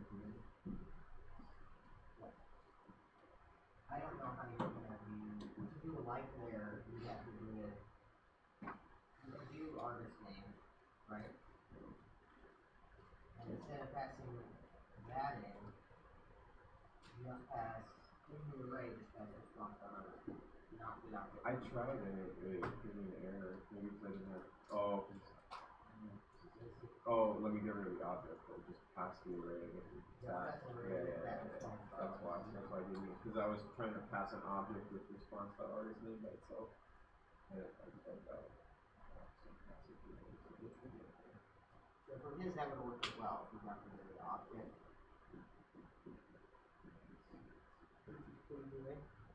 Carvana, you look for Carvana? No, it was. Yeah, it's pretty interesting there for Carvana. Really? Yeah, It says they don't have an app even though. They have a website. Yeah. Do they need an app? Do you buy cars with a phone app? I mean, why wouldn't you? Yeah, if you walk up to that giant glowing tower in Tempe and you just be like, boop, boop, boop, and it just I'm not sure that that's how the car buying process works. I've got a car. Well, I know the whole vending machine. Still Have you not have- seen the vending machine? Yeah, no, I know about Go like the 20 grand. Right. That's what I mean. Like order the You vending still gotta machine. get through some financing, so. Yeah, the app has all Oh. that. Use a Credit Karma API. Get that. Inject your credit score right in. Whatever works for me, man. Let's build it. Let's build it and sell it to them. They have some high-level dudes there that go to a lot of the meetups in town, and they're pretty smart. I like them. So, I've had conversations with them before, but not enough that they know who I am. It's only been like once or twice. Which sucks, because they're cool dudes. I've heard they're all like Carvana and they're like, nope. As a dev, or just as No, just like a normal, like, associate. Oh, okay. I don't know what their hiring is like. I don't know either. I haven't gone through their process. I almost went through it when I got my job at Axosoft, but they took too long, and then I was already working at Axosoft, so I decided to skip. I guess Carvana's owner's dad has this other company called Drive Time. Yep, they're right next to each other. So Drive Time was their first one, and it pretty much preys on people with bad credit scores. Oh, really? And Carvana's the same. not they're owned by the same dude. Well, Carvana's public now, but they're owned by the same family. Best team in the league, man. If you go to their offices, they're effectively the same. They're right next door to each other. You can walk to them. Oh, So one banked on bad credit and the other one is banking on. the other one has a giant rating team. So I need to now parse that data because when I'm using light, I need to inject Percent signs. percents in front and back of this. So just do the interpolation and put a percent in front and percent in back. Oh, go take that and oh, I guess it's just It just turns you're into a right, string. I'm passing the string through, right? Yeah. I just Wait, can I just change the column name? Or do I have to recreate the whole? You'll have to recreate the schema and import them again. You can't just change column names. That took me like 30 minutes to do that. My computer took forever to roll that. Well, we're about to move on to another activity, so don't worry about that one, because you're going to have to create more schemas. There you go, right. That was gonna copy and paste.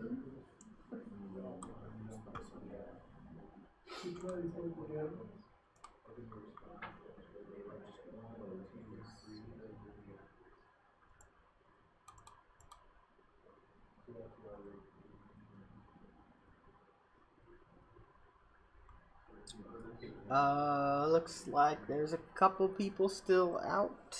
Was that Nor and Alex? Every time, man. That kid.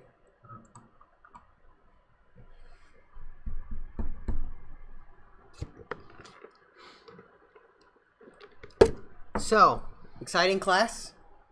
Everyone, no? Not at all? You finished it yesterday, so I want to hear it.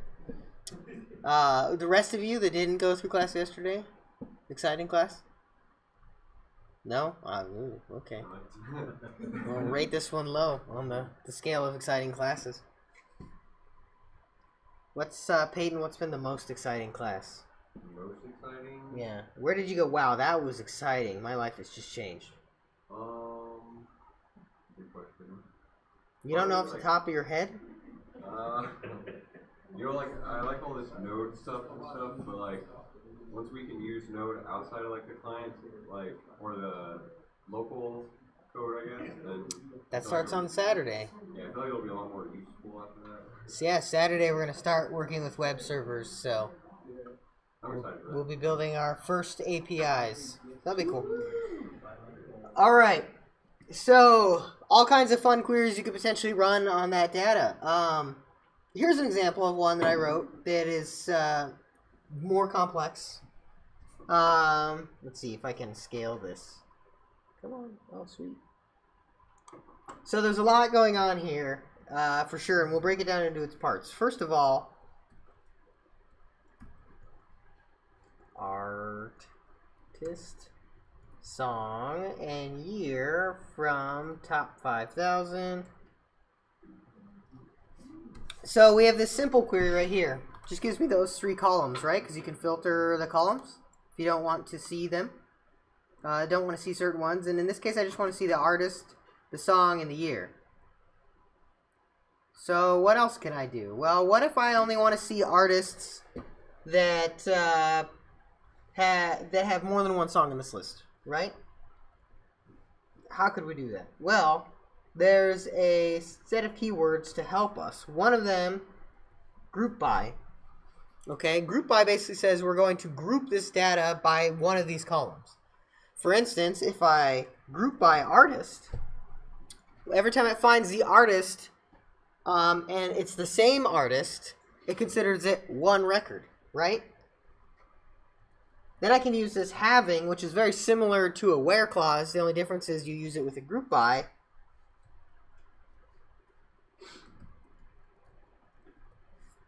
If I say the count of artists is greater than 1, so what it's going to do with this query right here is it's going to say, we have this column artist. We're going to group it by artist. So every like record where the artist field is the same, we're going to count it as 1. And every time we have a record like that where there's more than one of these records, we're going to return it. So basically, this is how we say, bring back the artists that show up multiple times in this list. And you'll see it only brings back a certain amount. Shouldn't be all of them.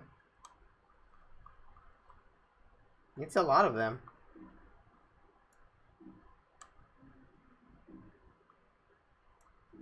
700 of them instead of the 4,000 or whatever, 5,000.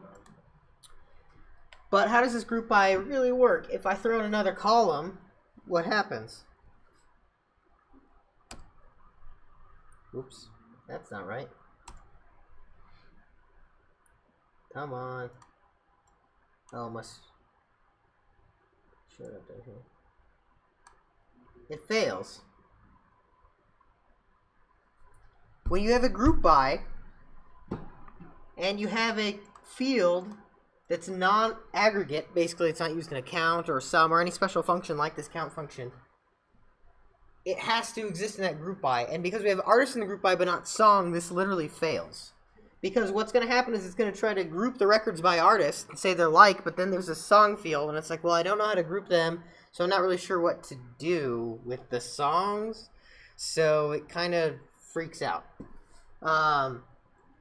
So group bys have special heuristics related to them. You kind of got to learn the specific details, but they're pretty important.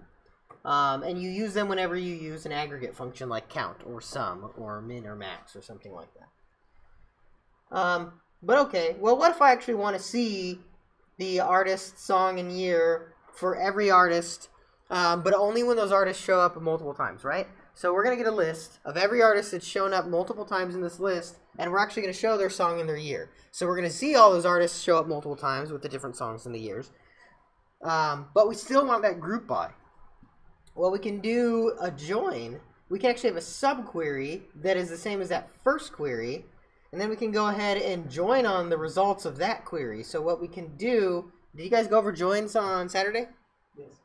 Yeah, a little bit. So the joins basically allow you to say I have results at A, results at B, and I want to take the results from, say, A, and I want to say, hey, depending on what's in B, we're going to do some sort of a limit on our result set, or we're going to change the final result set. In this case, an inner join is a mutually inclusive set.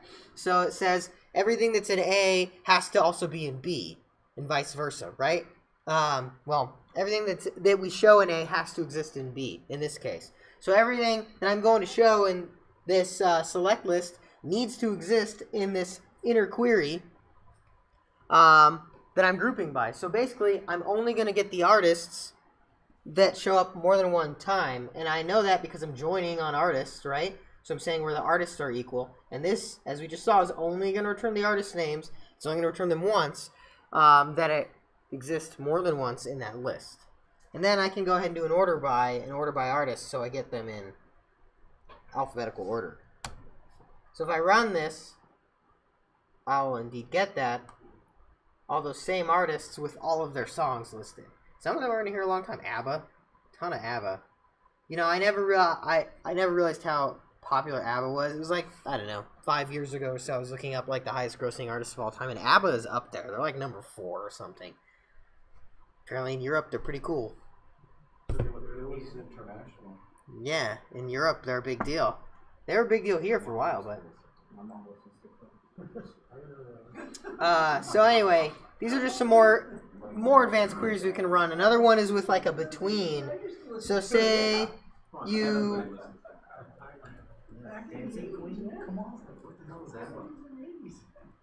Say you want to get all of the songs that have been released between 1980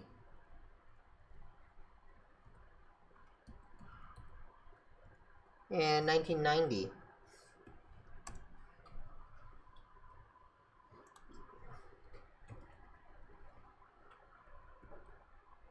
You can use this between and specify the values. Now, literally, we won't see a single song show up in this list with a year outside of that range. Between 1980 and 1990, inclusive. So between takes 2 values, between lower value and upper value. I don't think it has to be that order, but it just reads better. Between its lower value and an upper value. You can do it between A and C, and everything that starts with an A and potentially starts with a C would show up, right? If you're doing like song names. So that's another more advanced where mechanism that you can use to limit your queries further. Any questions on these queries? I can Slack them out when we're done talking. I'll add some comments so they make a little bit of sense.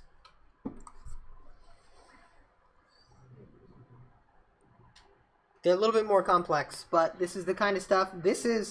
Looks complex now, but this is a very, very simple query right here in terms of what you can do. It looks extremely complex, and before you really understand joins and how all that set stuff works in SQL, it is. It's hard to really wrap your head around. But, I mean, we write stuff like this every day at work.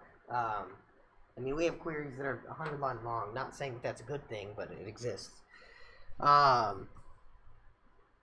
Anyway, so, yep. You use that in MySQL? We use SQL Server, but it's similar. They have SQL is a standard, right? The standard language.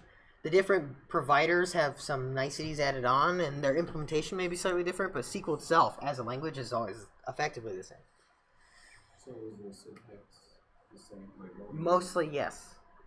There are like I said, there are peculiarities between the different providers, but for the most part, this syntax is totally interoperable with another one. I could drop it in if it has the same schema structure. So, what else is there to SQL? Well, I showed you this join. I showed you this between. Sometimes when you have a table, especially a table with a lot of data, you're going to want to run queries on certain data more than others, right? So, for instance, we may want to always search by artist, or we may want to join by artist or something a lot. And as that starts to happen, you'll probably notice as the data grows, things get slower and slower, right? There's more data to go through, so naturally it's slower. So what can you do to speed this up? Well, there are things called indexes. which we've already seen with our primary key. And indexes are a way to tell SQL, your SQL provider, hey, this is special data. We want you to build this kind of structure around it to make it easier to query this data. For instance, when we create a primary key, you automatically get a special index called the clustered index on that primary key that makes it the most efficient thing to query against in that table. So we often use those keys as keys to identify like a unique identifier, right? So that when you're joining from other tables, you can join on that key, and it makes it more effective. In this case, we have an artist, and I'm joining on artist, so obviously artist is gonna require some more efficiency as that table gets larger, because we potentially have 5,000 records in here, 5,000 records in here. We have some crazy Cartesian product of joins, right, that could get potentially huge depending on how you do your join. So there's a lot going on. But if we want to say, hey, we need our artist to be more efficient, we want an index built around that artist so these queries are a little faster, we can create an index artist. And this is what? Top 5,000 artist. And then see it's green down here. 0 is affected. We created the index. We're all good. So the syntax is create index, name of the index on table with the field specified. You can do multiple fields too. We can do an artist and song pair if that's how we often were to query things. But in this case, just doing it on artist is good enough. Now, my query set's not large enough that it is going to make much of a difference here. But if we had 10 million artists, it would make a significant difference. There's rules to indexing and all of that. We don't have to worry about them too much right now. I'll slack out a link that you can look at a little later and kind of get maybe a better idea for it. But the gist is when you create an index, there's certain data taken from the table. It's stored a special way on the disk that helps the SQL Server provider find that data faster, right? So primary keys are always a special index called the clustered index. Foreign keys are, you guys know what foreign keys are? Foreign keys are another type of index. Creating an index like this is a raw index. Unique constraints. Have you seen unique constraints? This field needs to be unique, right? So say I have a name, a username, and I don't want 2 rows in the database to have the same username. I can specify it as being unique and have a unique index, and that index tracks when 2 values are the same. It won't let you insert the second value. So there's all kinds of things you can do with indexes. There's special text indexes. Artist, for instance, is a text field. So indexes are a bit inefficient with text fields based off of how they work and their implementation details. So you can specify text-based indexes for certain texts. Imagine you have a really big text field that's set to large text, so it has potentially thousands of characters, right? Maybe it's like a paragraph. You can build full text search indexes on there that do special logic to make searching through those fields faster. But anyway, indexes are very important. I slacked out an article on them that you can check out, and you're going to need to. The next exercise is activity 14 we're going to be doing. We're going to have 2 tables. So obviously in most databases you don't have 1 table, you have several, sometimes hundreds. The database I work on every day has something like 2,500 tables. It's big. And in there are often relationships. So for instance, say we have a list of albums and we have a list of songs in this chart, right? And we want to say off of these albums, here are all the songs. Here's the chart of the top songs. Let's get the album name for every song in that top song list, right? Well, you could join between those tables like I've joined here with this inner join, and you can kind of determine some sort of relationship based off song name or artist name or something to kind of narrow your search results. So what you're going to do in this exercise is you're going to create schema for 2 tables now for albums and songs that are in that activity 14. And you're going to come up with queries to kind of work with both of them. You're going to want to do this in Node again, so you can use your existing Node project to work with it. Create them in a new database, create them in the same database, doesn't matter. And then once you have the 2 tables, you can query both tables independently. Figure out how you can query them simultaneously. So look into using joins, look into using potentially foreign keys, figure out a good way that you can devise a relationship between these two tables, and query them. Sound good? This one's a bit more of a daunting task, and I'm not giving you much to work with. I'm kind of leaving it up to you guys to discover this. But work with your existing code, kind of enhance it to work with these two tables now. Okay? So some tables already created, right? You already have the one table, yeah. So as long as the data isn't different, they might have slightly different. It's the same. It's the same?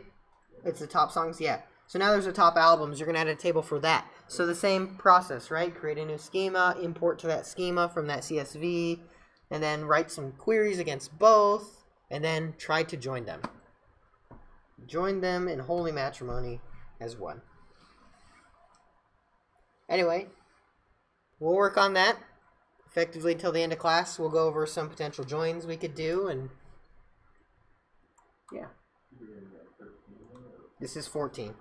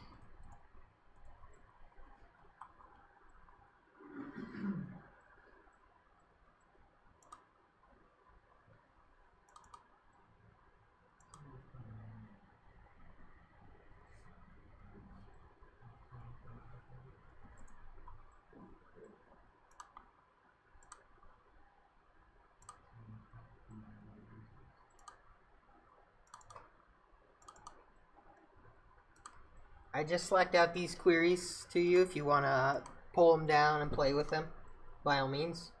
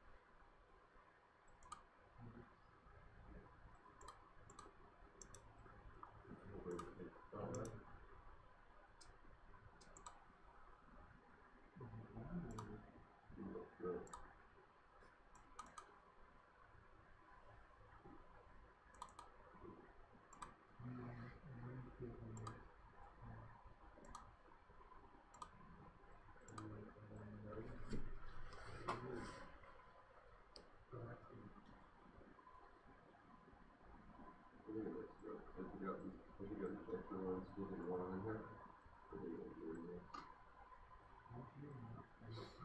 Wait, am I? No,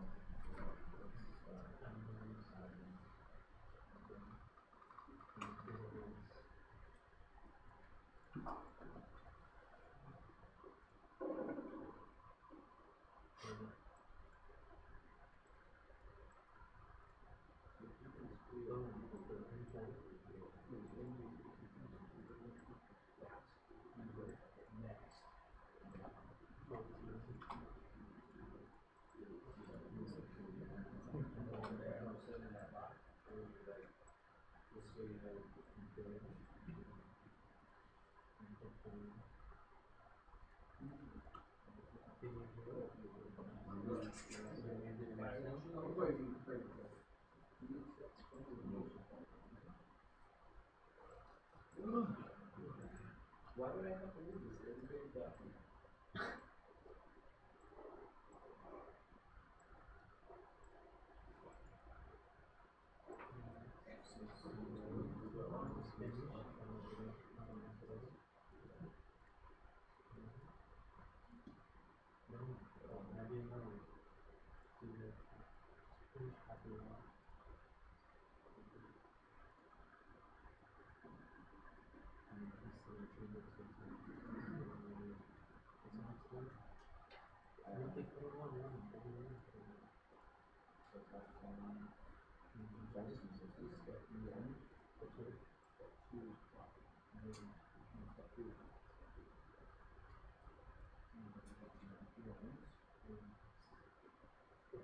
Compounders, toxin.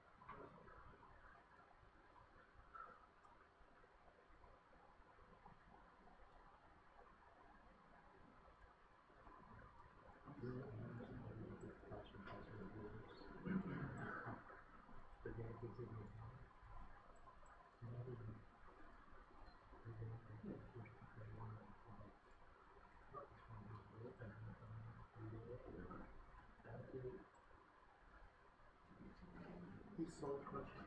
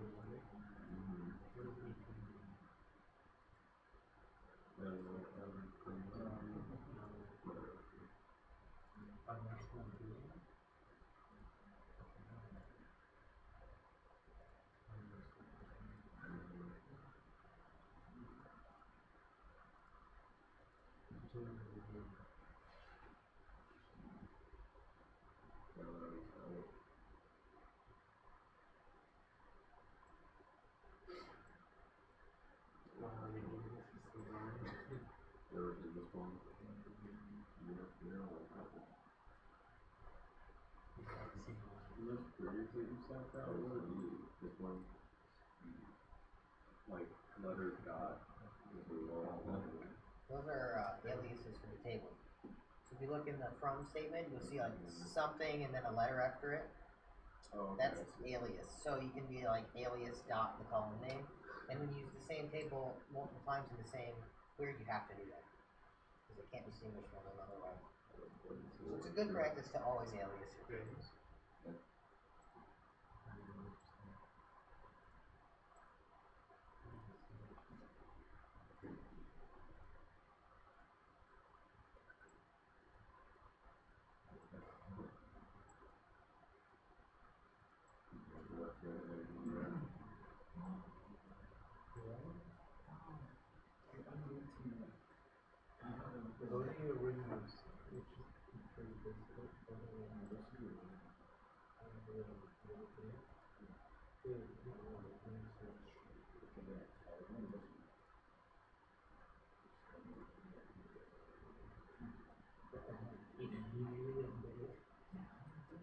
I'm trying to doing it, but I see too much mistake. Come on. So I can't do it. It's funny, like, he just put that link Easter in What is this one?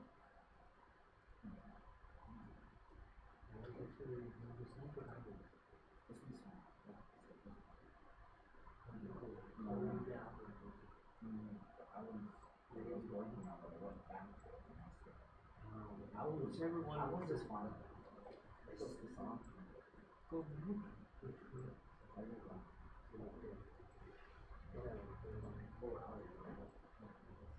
It's not Yeah,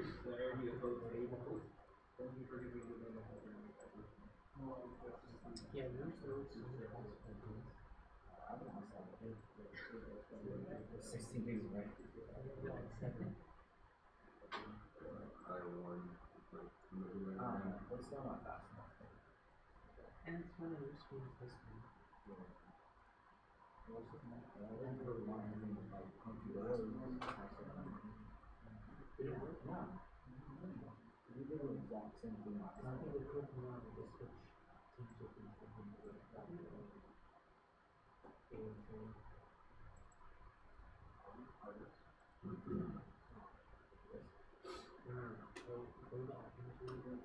No, I got the same thing. Yes, did you know? Yeah, actually, it's fine.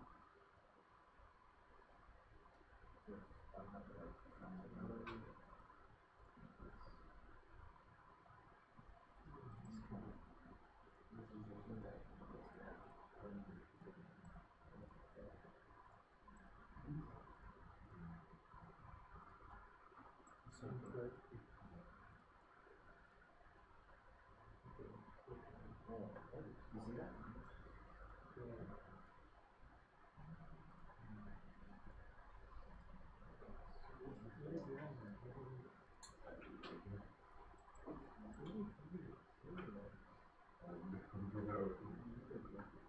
Is that you typing? Henderson is like really doing, like if I hold it in right now, it'll let you start everything. Like Because your computer's so fast. pages, all that. And you're still holding it. Here's the names, yeah. Like, don't talk about it.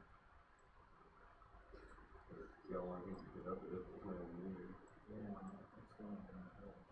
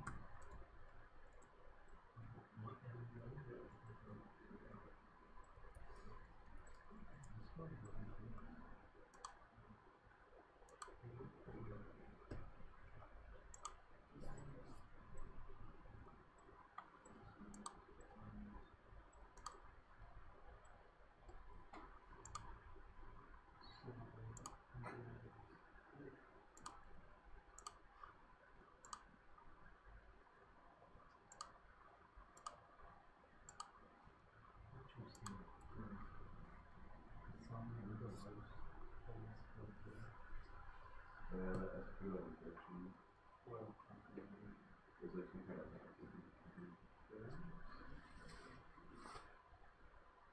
yeah. Who's asking? Okay. It's who I work for. I thought it was like the city of Colorado. No. There's not a lot of colors.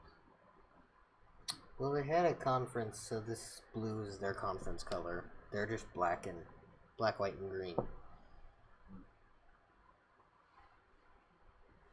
What did you do? Or were you doing? Or I guess you work on like databases and stuff. But what did your company do? Software for the food industry. Oh. Yeah. So you need food first thing.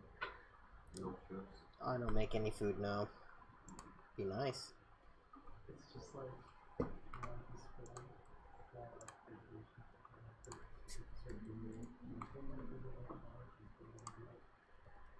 Like a mile.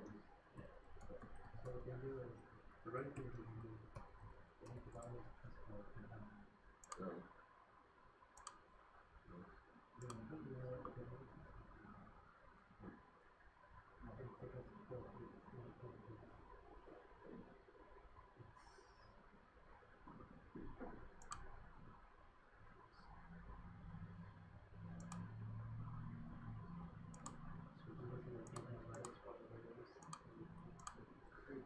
Yeah, right. Warrior. What'd you say? I'd like to hear you like Oreo, like feel tasty or something. I'm controlling two words of Oreos. There are no Oreos involved. I do love Oreos, though. I'll give you that. Oreos and milk. And it's hiring. Getting ready to. Uh-huh. Getting ready to hire potential junior devs. And what? Yeah, I'll be able to screen everyone who applies, you know. Hey, we just got an influx of 20 junior devs. Carson, do you know why? No idea. Gotta find out if they offer referral.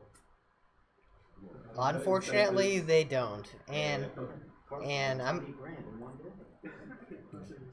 I don't know if they'd hire all 20 people, but you know what? If they had a referral bonus for that, would be great. You're like, hey, I taught. Like one of us is living close. One of my friends works at State Farm. They referred like a bunch of people to $1,000 a head.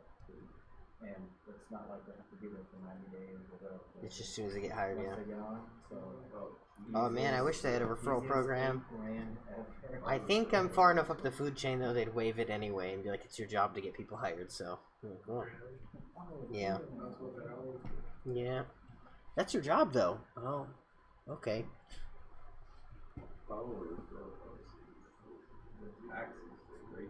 That's just bonuses in general.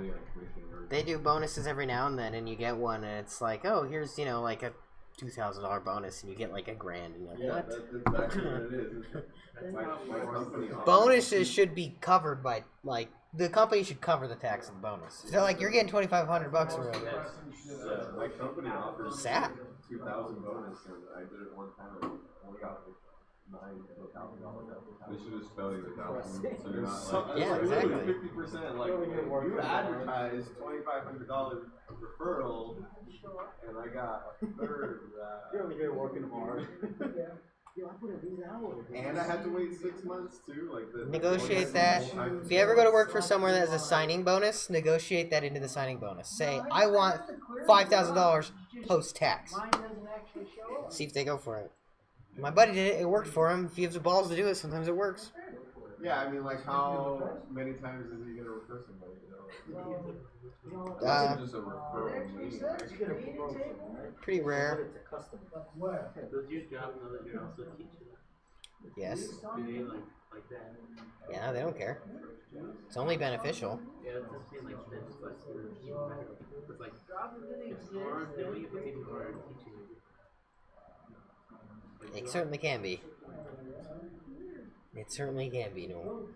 in my opinion, you gotta like know it like really well to like explain it. Like I feel like I know some stuff, I just don't know how to explain it at all. Like I just, It's a good candidate for teaching someone then, because you'll learn it better. yeah. Because then you'll go, I don't really know that. I guess I gotta go figure it out. It's like you read that and then you don't easy to say. Like you can do it. Funny, I'm the opposite. I can't come up with like I don't know, but I can read somebody's code and be like, oh yeah, this is how this works. Yeah, it'll be like that for a while until you start to see more of it, and you'll get it. Then fails the second time around, because the table already exists. So drop the table and then create. How can I drop it if it doesn't exist? So run that. This guy, This is and gonna it drops it.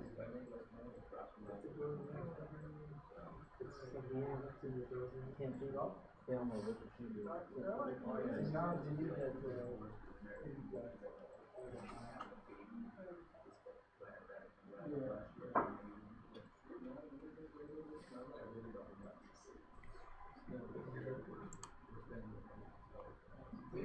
And just run the job.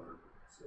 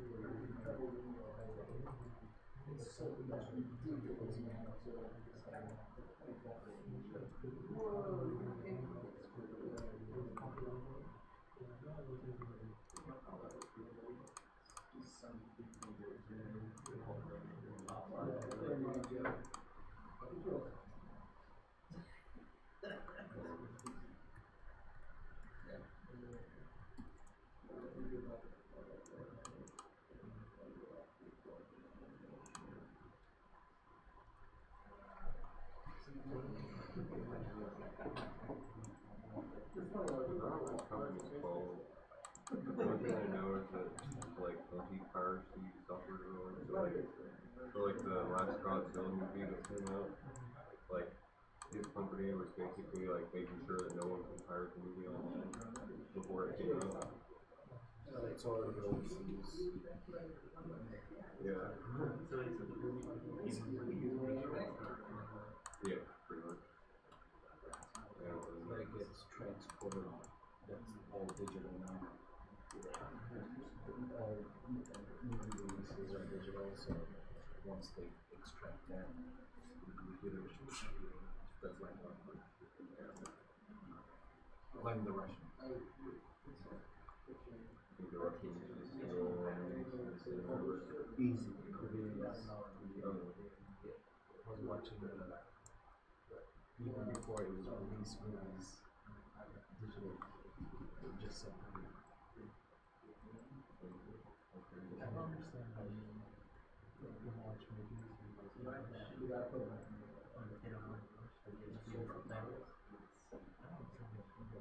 It's like watching anime, like yeah, I wouldn't watch that either if it's like I don't know if I do, but I want to watch it because it's done.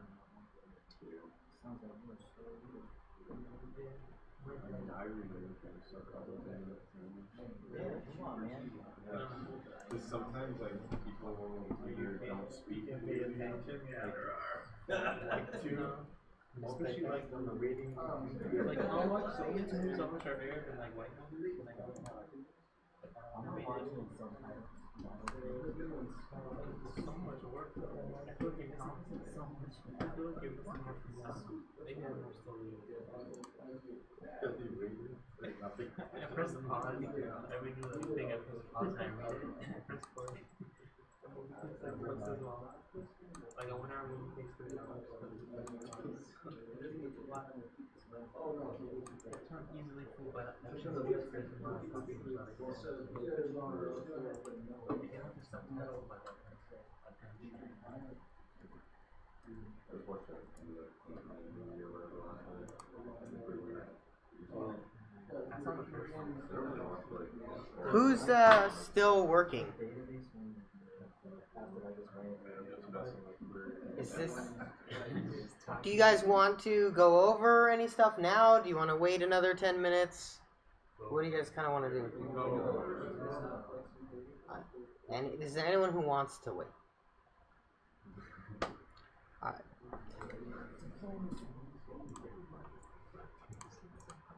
Okay, so we have our top albums, right? So we can select from our top albums, just like we could select from our top songs. Let's see if I can blow this up. Can't really. We just have our ID. Let's see if I go. I can generate the schema here. If you right click to create table, dang it. I want to get it, get you guys a picture of the schema. Come on.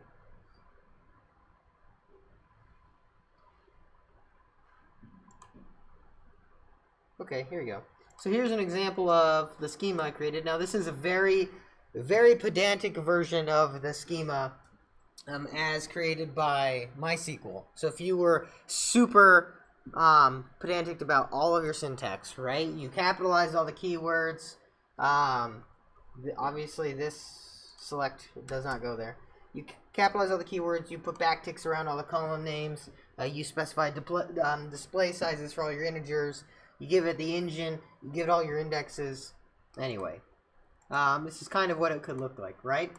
But the gist is we have an ID, auto increment, we have artist album, which are varchars, we have a year, which is an int, and then we have our totals, which are decimals, just like the songs table. I also added a special index on the artist again, because we can use the artist to join between the songs and the albums, right? So right here I have top albums that I alias as A, and I interjoin to top 5,000, which I alias as S since it's songs, and I join on the artist. I put an index on the songs table on the artist, I put an index on the albums table on the artist to make them more efficient to join on, and then I can go ahead and group by the artist and album so that the album and artist only show up once in my list. And basically what I'm getting here are all of the artists and albums that show up at least once in the songs list, right? So there may be artists that don't show up in that song list. There may be albums that don't show up in that song list. But here is a list of all of them that do. And there's no duplicates because I'm using that group by, right? So if I go down, let's see, is this 200 or 2,000? There's about 2,000 of the albums. So that could be all of them if there's multiple songs from the same album are on there. But only about 2,000 different records come back, and there's 5,000 songs, right? So there's some limit there. Can you see your schema again? Yes. Now remember, these are meaningless, really. So we can ignore that. And don't worry about this either. That is all defaulted for you. But the rest of it was effectively generated by me. Anyway, we'll end up slacking out that schema with the solution. But here's just an example of how I could potentially get to the albums in both lists. Right? So this was the kind of query you could come up with once you have both tables to join the two data sets, right? Any questions on this? Now you could do this from Node, just like anything else. And you could have a more sophisticated Node application, which was kind of the point, right? You play with some queries, you add to your Node. So, does anyone have any questions on this query? I don't have a whole lot to show, because it's basically just how can you join these two? How do you add the table, import the table, add it to Node, right? Just experimenting more with Node and MySQL. So, I'll slack out this. Stephanie will slack out the schemas that for both of these tables that are in that solution. And as well some code related to Activity 14 if you wanted to see how you could query this stuff from Node. If you want to hang out and play with your Node application, that's fine. Again, we have to be here till 10, so technically that's your time. We'll stay and help you with anything. If you want to peace out, then I guess peace out. So, I don't know. What is the homework? We never went over homework? No. How come every time I come in here, you never go over homework? My God. All right. Hold on a second. Let me save these queries.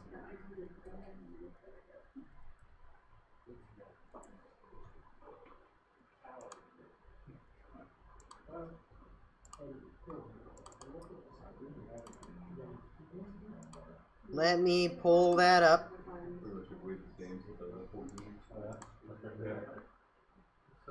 We'll go to class content, week 12, homework.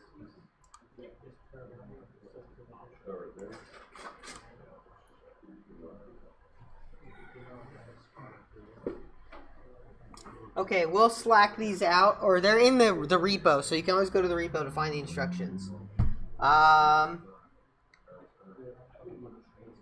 You are going to be creating an Amazon-like application with the Node CLI and a MySQL database.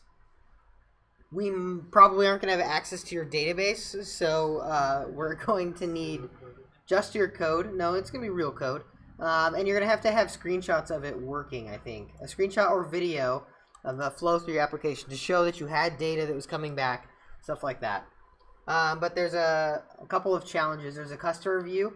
So you're going to create a MySQL database called Bamazon.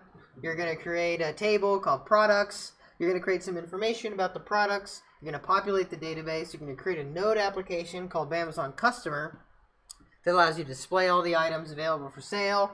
You can then choose to purchase units and how many units, or purchase a product, how many units. Once the customer has placed an order, you can check if there's enough quantity to sell to them. Basically, there's just rules about making a little store for a customer, right? And this homework, actually, if I recall, was a pretty long one. Next, there's a manager view, which basically is going to allow you to view the different products for sale, view the inventory, and add products. Right? So you can manage both sides there.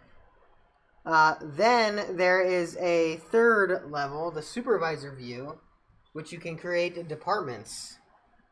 So you can review the total sales in a department, and you can create new departments. And then from there, probably new managers and all that kind of stuff. So the minimal requirements are to, there are certain portions in each one that you have to complete, it looks like. And then you're going to need a README that has photos and a video workflow of you using these applications, because we won't have the data. So Stephanie and Chris will verify that your code is good. They'll verify that your schemas are good. You should have your SQL schemas inside of your repos, right? They should be able to verify everything except for the actual data you played with. So if they went in there, downloaded your code, built your databases with your schemas, and then put data in there, all of this should work. Will they do that? I don't know. Ask Stephanie. But it should work in theory, right? And you're gonna have to be able to prove that. Ooh, she's. They actually run it, so you know you're not getting off scot-free. I don't know what Tuesday Thursday is gonna do. Will can say whatever he wants because it doesn't matter for you guys, does it? So yeah. This is a lot of work. So I can't imagine all of this is required. I'm sure there's going to be parts that are extra challenge. And these instructions, again, they're going to be in your repo. So let me just go make sure they're in the repo real quick. They are? They are. Okay. So if you need to double check them, go to the repo. Okay? I'm going over it once briefly with you, but obviously it's not totally going to give you the full picture just by quickly going over it. You're going to need to read through those instructions carefully, so make sure you do it. Any questions on this? You have to submit your link to the GitHub repo. That's all you can really do for this one. It's going to be a lot of work, so you should plan this to be like a 20-hour homework. in terms of implementation. If you do the whole thing, yeah, 20 hours. I know. Wow, it's crazy. It's a lot of work. But honestly, if you do this whole thing successfully, you will become pretty comfortable with MySQL and Node. So that's going to propel you pretty far. Especially help for the next project. Yeah, Markdown too. You're going to have to do a lot with Markdown, and that's a good skill to have. So, good skill to have. Writing good readmes is important. And trust me, they will crush you on those readmes if they're not good. So, they? Stephanie is they. Stephanie and Chris. Any questions on anything we gone over today? This homework? Anything else you guys got to do? Like I said, you're welcome to hang out, but you're also welcome to leave. So, your discretion. Let's do a fist of 5 real quick. MySQL. Okay? Okay? Getting a decent spectrum of numbers. How about Node? At this point with Node, how are we feeling about Node? That doesn't count. That's not, that's, okay. Fair. Alright. Cool. We're feeling okay. That's good. Again, have questions on anything, let us know. We'll help you guys out. Otherwise, have a good night. And I will be here this Saturday, unfortunately for you. You will be here this Saturday.